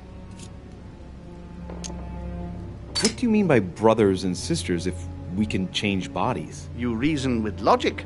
We have retained the human habit. When we first come into this world, we retain a certain attachment to our first envelope. If we are born as a man, we are brothers. If we are born as a woman, we are sisters. But I must admit, it has absolutely no real importance. They're just bodies. Well, tell me then, are there any other families like ours? There are officially 7, but we're the oldest and therefore the most powerful. What's Lord Mortimer's problem? I think he allows himself to be devoured by a need for recognition. Has he always been like that? More or less, but thinking about it, I believe that the birth of our latest sibling greatly accentuated his discomfort. Do you think he's jealous? I didn't realize you were so good at behavioral analysis. Indeed, William certainly is prone to jealousy. Finding one's place, notably in the eyes of our father, is not easy, and we each do what we can to succeed. But I can't justify this perpetual rebellion against our rules.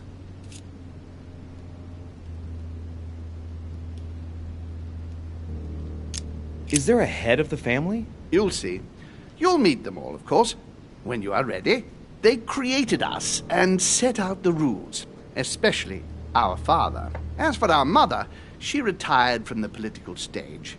We don't see her much anymore. I think that all these questions simply bore her. I see.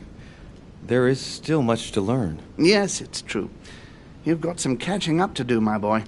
One thing you must understand, regarding any disagreements that might arise between William and myself, is his position with regard to mankind. What do you mean? Well, for centuries we've been trying to help, and therefore preserve humanity. Monarchies are simple and practical. They enable us to inspire humanity efficiently, and I can't understand why William wants to replace them with democracy.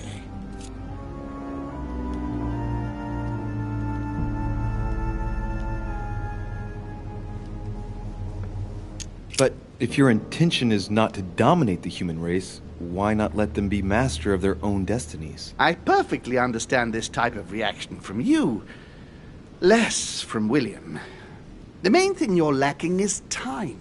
Man is transient, and one of his particularities is that he does not learn from the errors of his peers. He uses up an incredible amount of energy building and destroying whatever he himself has put into place. If we weren't here to help them, guide them, I sincerely believe that humanity would have become extinct by now. On the other hand, we are eternal. When we plan ahead, we do it for the long term. Yes, I understand, but that's more like tyranny, isn't it? Well, it's all a question of your point of view. From man's point of view, I can understand how he would have that impression if ever he found out. But don't forget your true nature. From the demon's point of view, in other words, ours, letting man do as he thinks fit would equate to letting him race to his own demise. But what about man's freedom to choose? That is man's worst enemy, Louis. Imagine a creature that dies without reaching the age of adulthood. It remains a child. We have to help him, otherwise he will put himself in danger. It has taken centuries for our family to establish relative peace between demons. Thanks to this policy, we have been able to decide everything by confining the other families to subordinate roles. And now William is obsessed with disrupting everything. Peace between demons?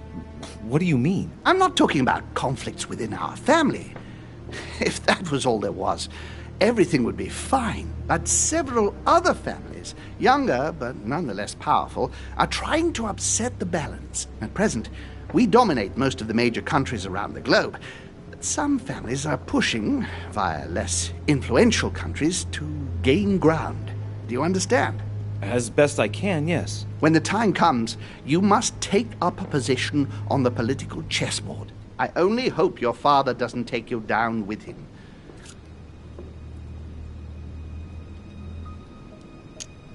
Are you offering me an alliance? Louis, I do not believe that just because your father is mistaken, all is lost for you.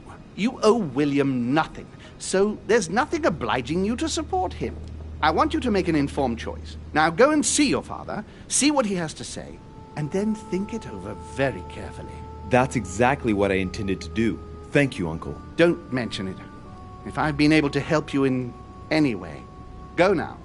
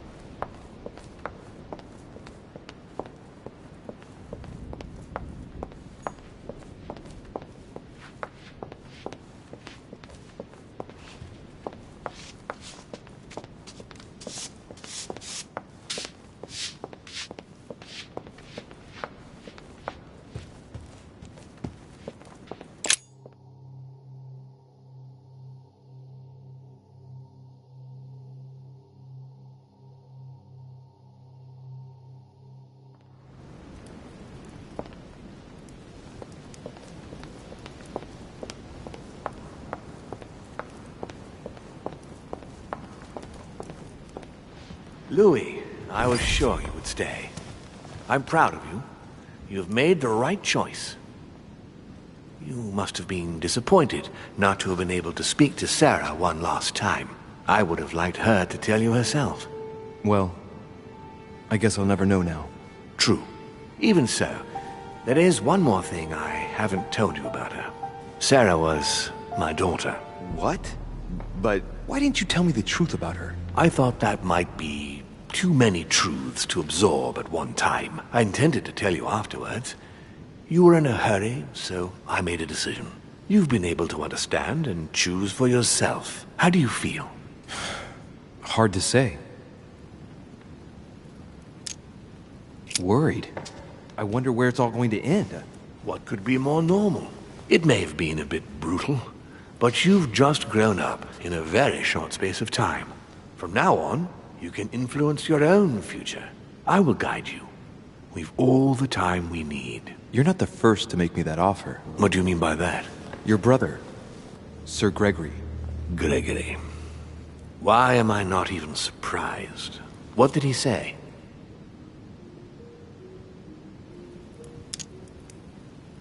I think he's worried about you. Worried? Marvelous. That's just like him. You know, in a family like ours, we all have a role to play. And his is to worry about everyone else. Let me reassure you, there's no reason for him to worry about me. And what would my role be in all of this? That's for you to decide. I'm not trying to force you, Louis. I have high hopes for you, but the decision remains yours to make. I don't impose anything on anyone. I'm just following my own path. But where does it lead?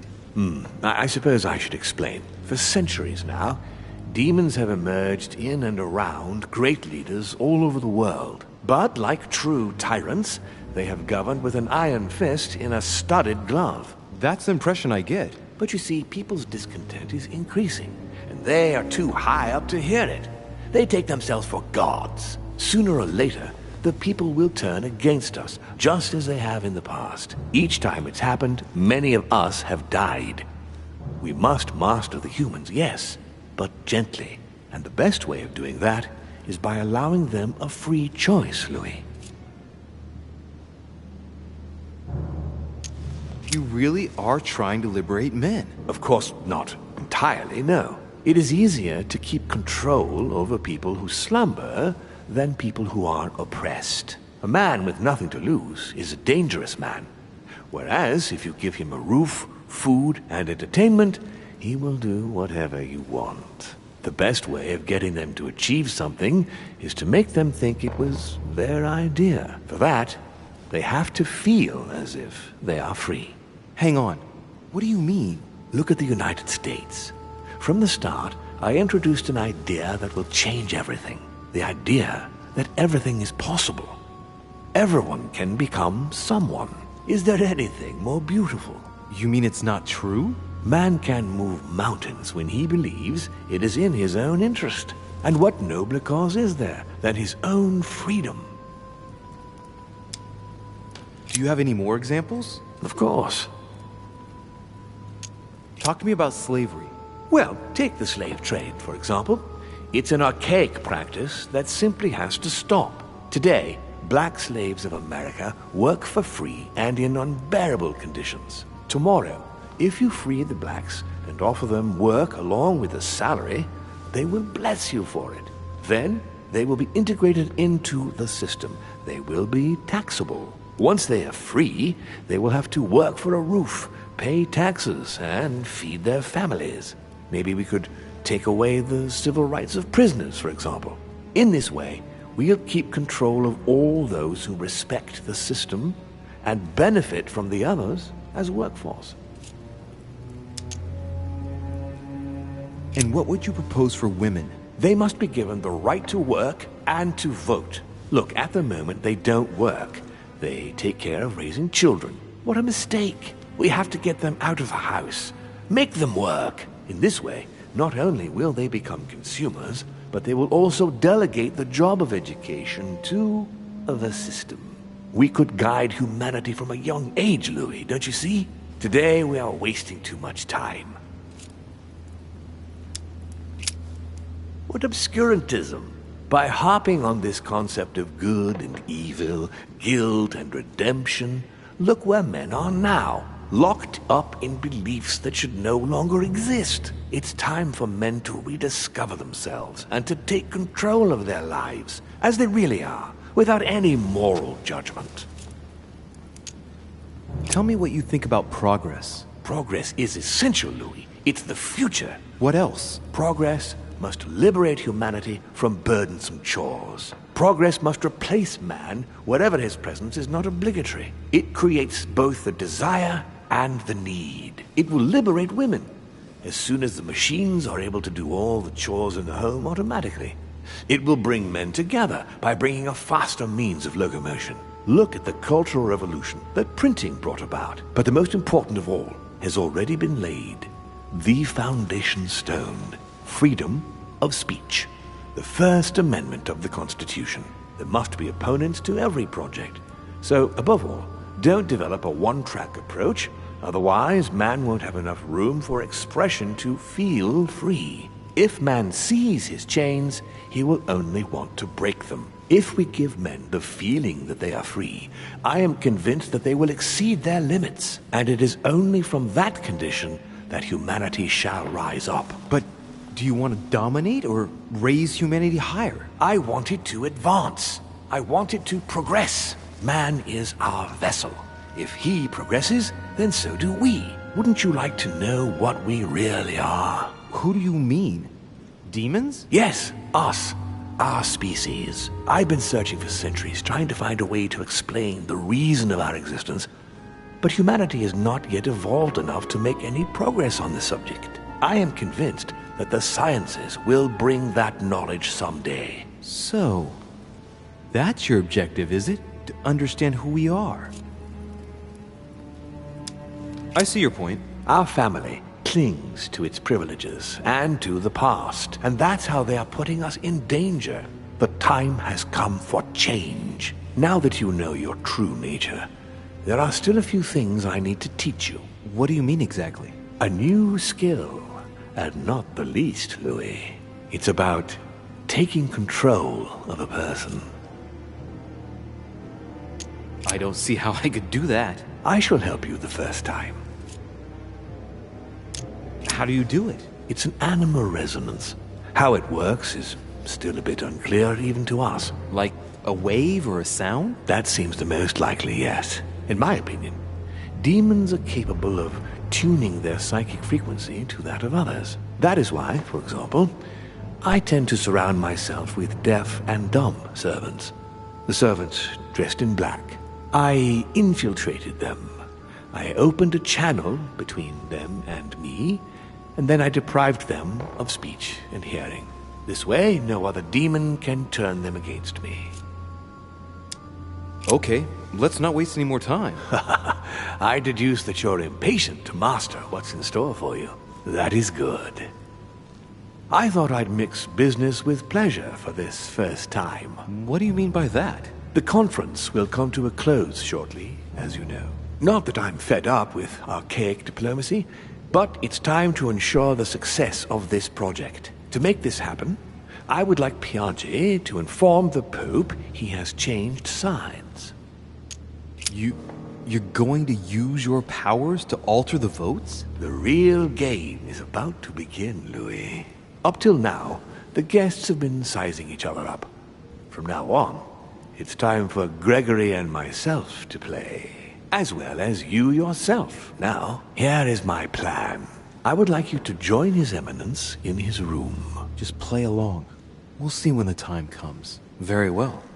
And then? You're going to have to trust me. What we're going to do is painless for the human you are going to invade. Invade? Yes.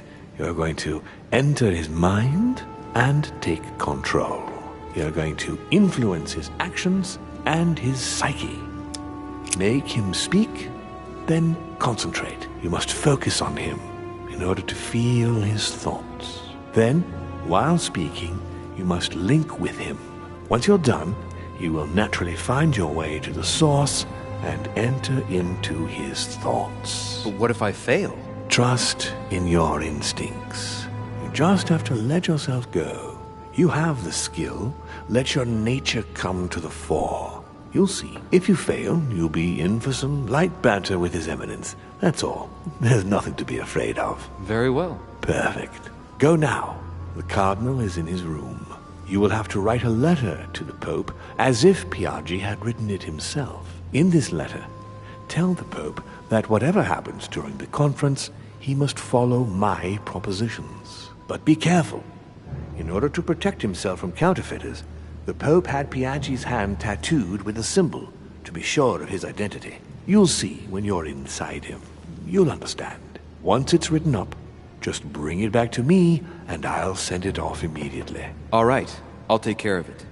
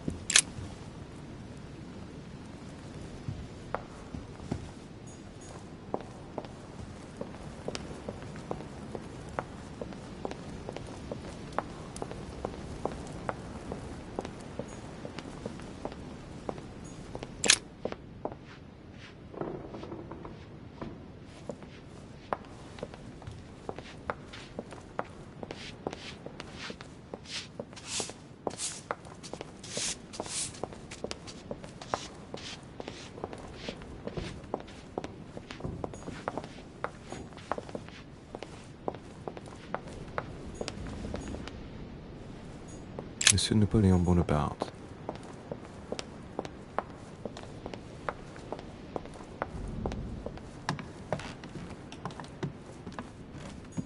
Duke Manuel Godoy.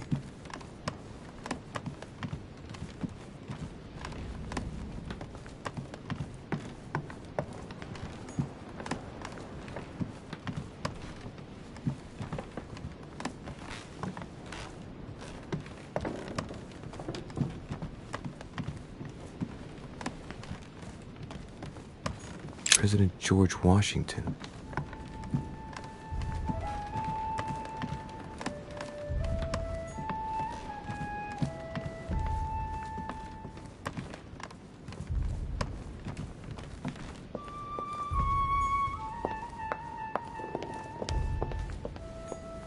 Monsieur Johann von Wulner.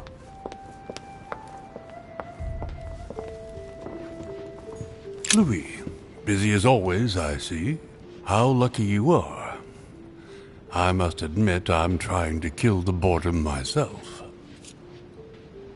I get the impression we're all in the same boat. And here I was thinking you might have some juicy gossip.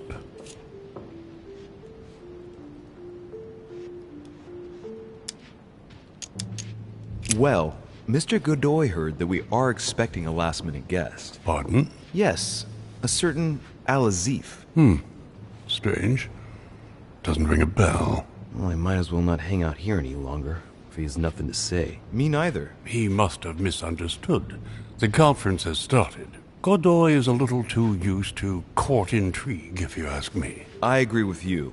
Well, nevertheless, I hope I have distracted you a little. Yes, thank you, Louis. I don't need much. And don't hesitate if you ever do have any news. I won't, Mr. President.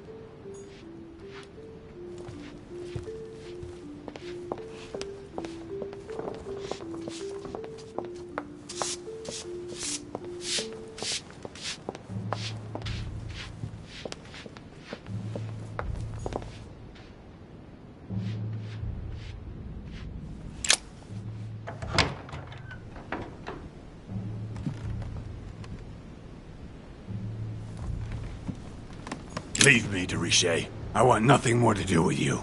I'll have left within the hour, and I wish never to see you again for the rest of my life.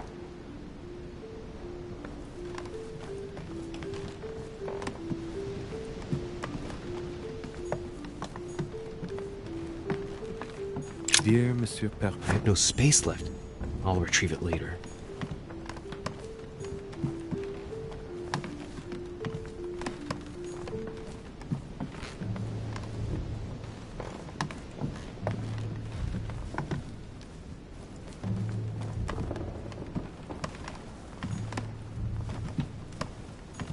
Dear friend, please come and join.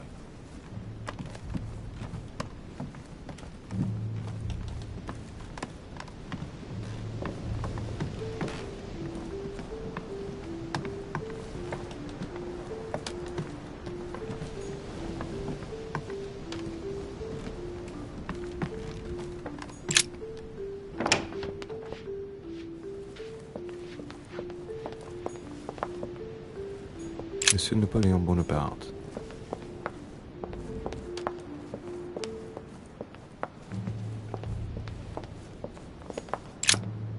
I am sorry, sir, but access to this room is not authorized by my master.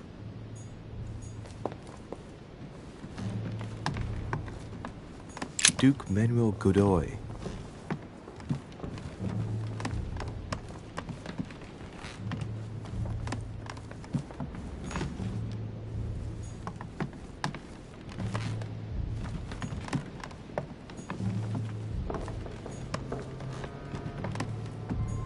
Monseigneur, His Eminence Cardinal Piaggi. Ah, well, Louis, what brings you back to my chambers? May I sit down? Of course, Louis. Don't you feel good? Yes, but if I'm gonna pass inside you, I'd better sit myself down first. It's nothing, don't worry about it. Well, what can I do for you? Right. Now I need to concentrate. I wanted to speak to you, Your Eminence.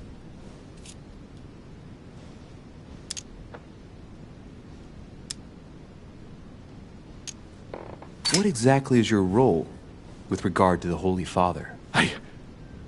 What? What on earth is he playing at? It's coming. You're a cardinal in Pictori. Why don't you admit it? Impertinent little brat. Louis, I don't find this conversation in very good taste. All right, it's coming. Come on, Giuseppe, let me in. What?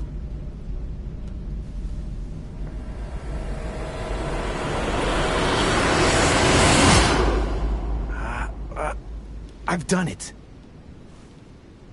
I've done it, damn it. He was right. This is just crazy. I can't believe it. Look at yourself, Louis. You better not get caught. Whoa. I still need to get used to this body. So, Let's see about what Mortimer asked me. Right. Well, it's time I got started.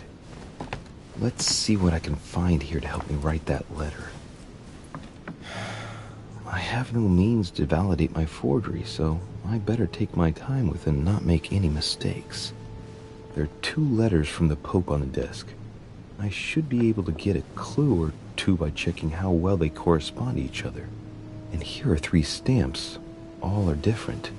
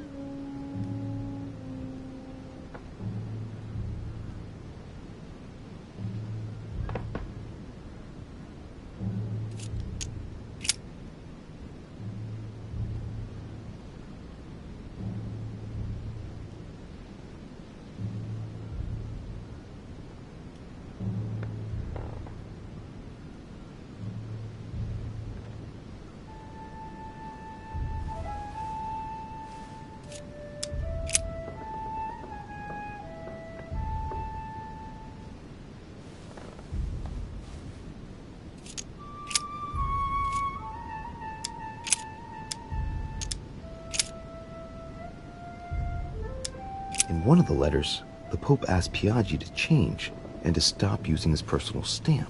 He asked him to use the one with the Pope's motto on it. And I remember that. Flore in Domo Domini. And I remember that. Flore in Domo Domini.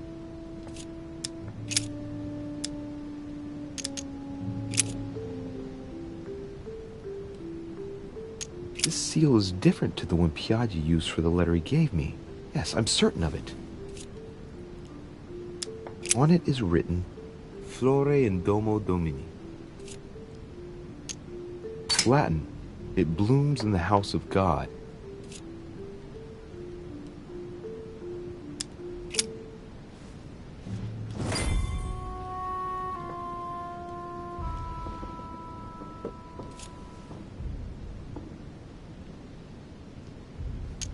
There's a kind of code composed of 6 letters that they always write under the dates of their correspondence.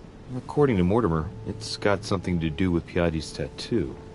I guess I'll have to write one for today's date. Now, ideally, it'd be better to do without it, but I'm going to need to be extremely clever here. Today, the date is 24/01/1793.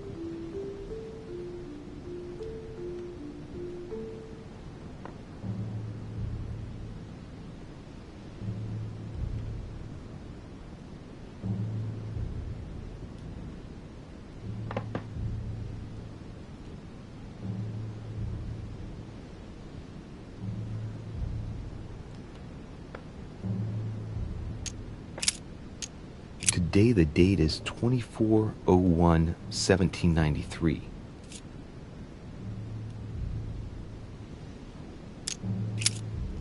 Today the date is 24/01/1793.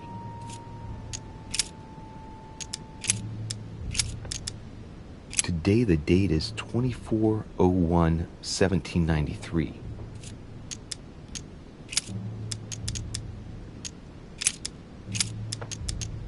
Today the date is 24/01/1793. Today the date is 24/01/1793. Today is the 24/01/1793.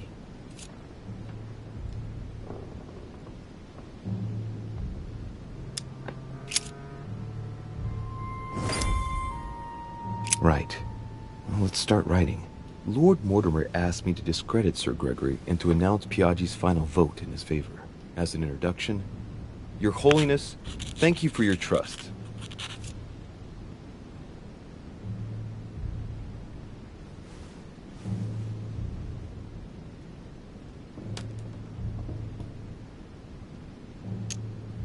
It turns out, now that I'm here, that I find Lord Mortimer's projects grant us many more advantages in comparison to what Sir Gregory had suggested. We are talking about the future of the Holy See. There. That should be enough to justify the change of vote.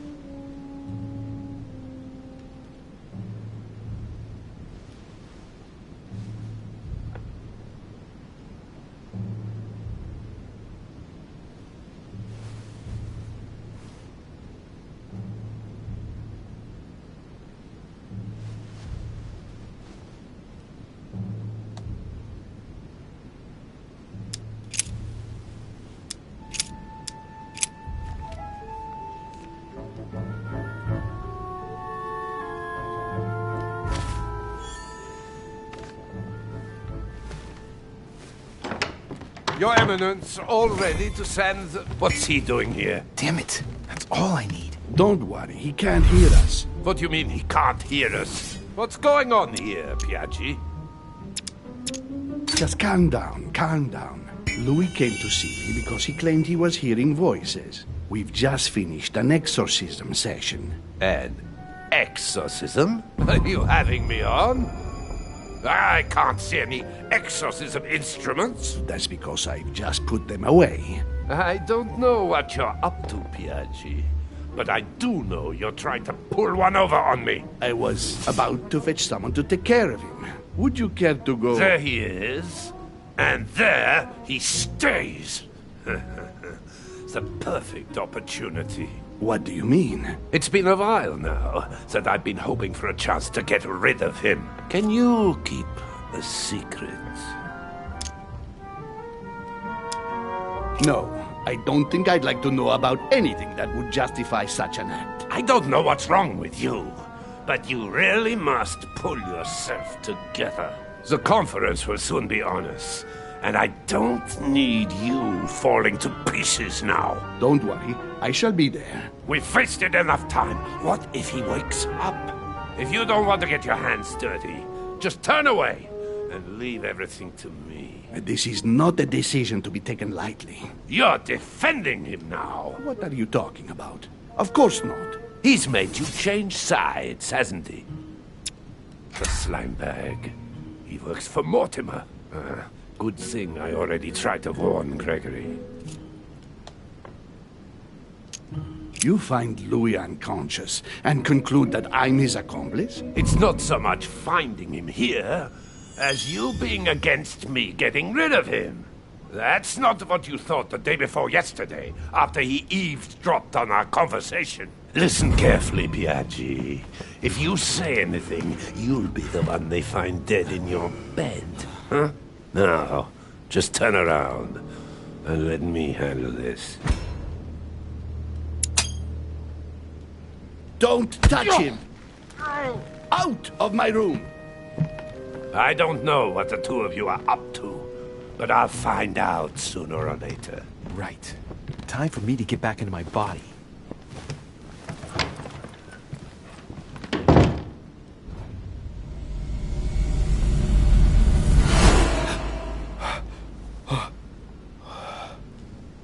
Right. Don't just stand there, Louis. Mortimer's waiting for you in the red salon.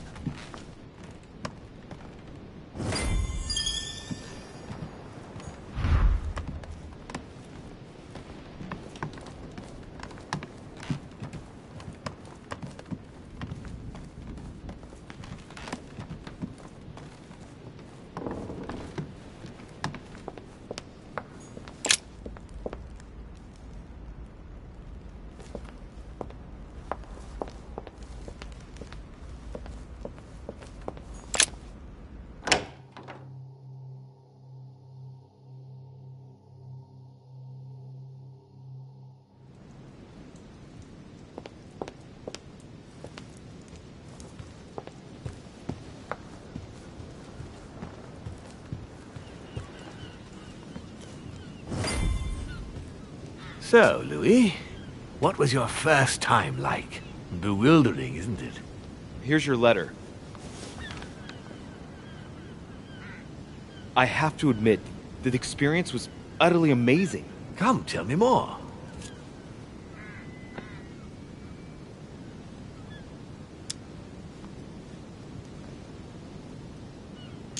Everything went as planned. I didn't encounter any particular difficulties. Well done, you. On my first try, well, it took me 3 goes. But you did it. Gregory, what can I do for you? I've just come to make sure dear Louis has all the information he needs. Needs for what? You are free to make your own choices, William. I would like the same for him, too. There's nothing I want more, Gregory. Your schemes will lead to your demise, brother. Don't involve Louis. He has nothing to do with all this. The end of the conference approaches, and this masquerade will soon be torn asunder. Don't drag him down with you in your disgrace. Oh, ye of little faith. On the contrary, brother, Louis has just entered the family. Give him a chance to find his place. His place? What place is that? At the end of a leash, like all the others. Don't listen to him. He's angry with our father. And with good reason. He governs us in the same way he governs humanity. Through fear and submission. Same old tune. When will you understand that it's necessary to impose order for things to move forward properly? You are under his thumb and proud of it. Open your eyes, for crying out loud. His whole system has become outdated, and he's too old to see it. He will lead us to our demise. Here he goes with another of his grand speeches. William has always been fond of staging big scenes. It's his theatrical side.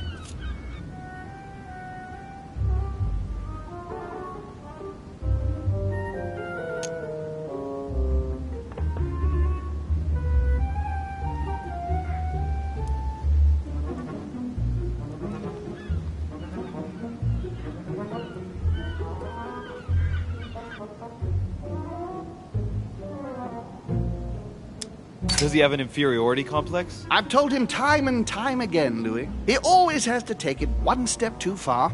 How dare you? You are blind, brother. Even if the evidence bit you on the nose, you still wouldn't see it. I feel sorry for you. Tea is drunk hot or not at all, William. When will you learn?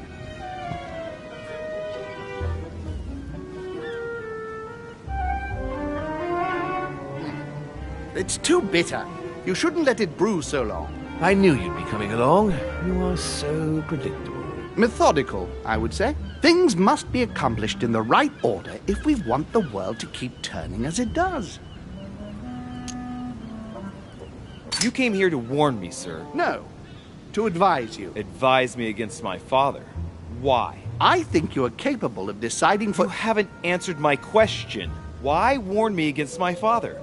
What are you afraid he will do to me? Well, I wouldn't want him to lead you into I don't know what absurd adventure in You which... act as though I were in danger. I agree with Louis, Gregory. You're trying to pass me off as a villain about to devour him. That's not funny, William. I won't let him follow you. You see, Louis, Gregory came here to make you change your mind. It's time for things to change.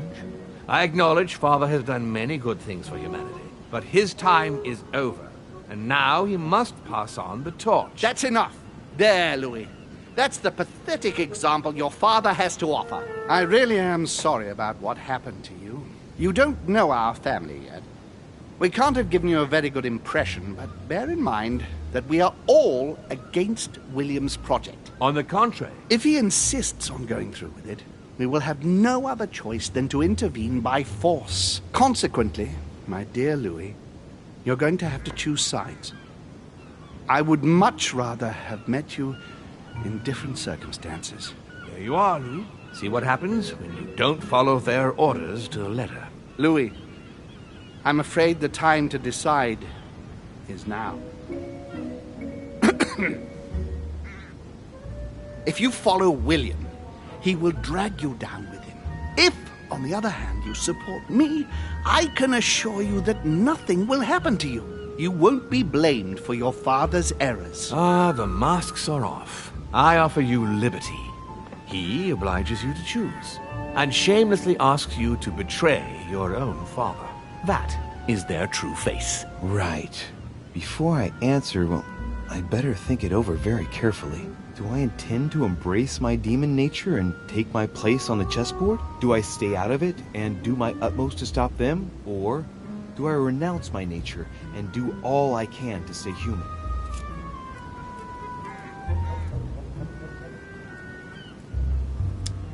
It's useless trying to resist my true nature. I'm a demon. May as well accept it.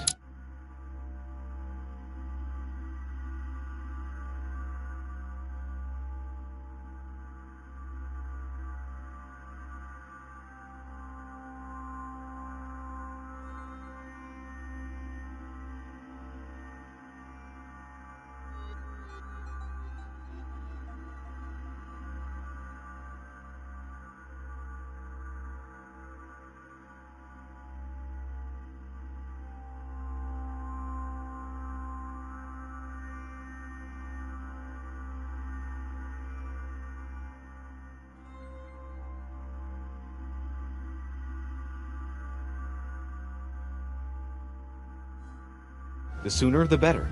Even if I continue to live as a human, all my friends and acquaintances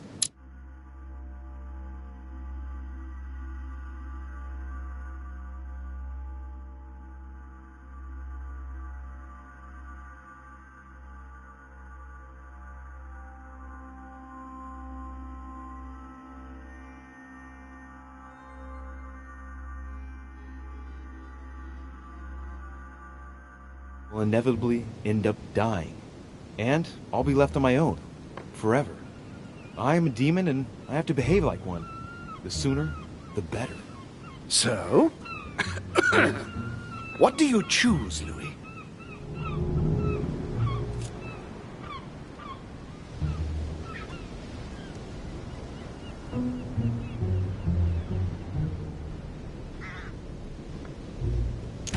I shall follow my father, Sir Gregory. Very well. But don't say I didn't warn you. Please, don't take offense, but I just can't turn my back on him. It's time we finished what we started, brother. The final vote of the conference over the acquisition of Louisiana will take place in a few hours. I propose you gather your troops and prepare to close the debate. That's precisely what I was going to suggest. Come, follow me. It's time for us to get ready.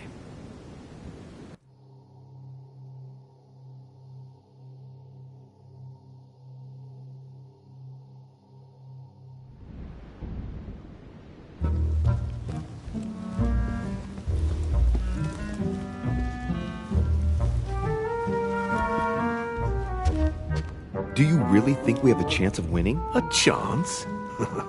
You don't know me very well.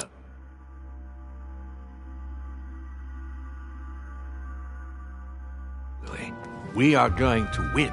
But it only takes one person to vote against us, and we'll have lost. That's true. That's why none of them will. Why? Because I have an asset that they do not. Which is? You. My friends, prepare yourselves. The conference is about to resume. The time has come to lay down all our cards.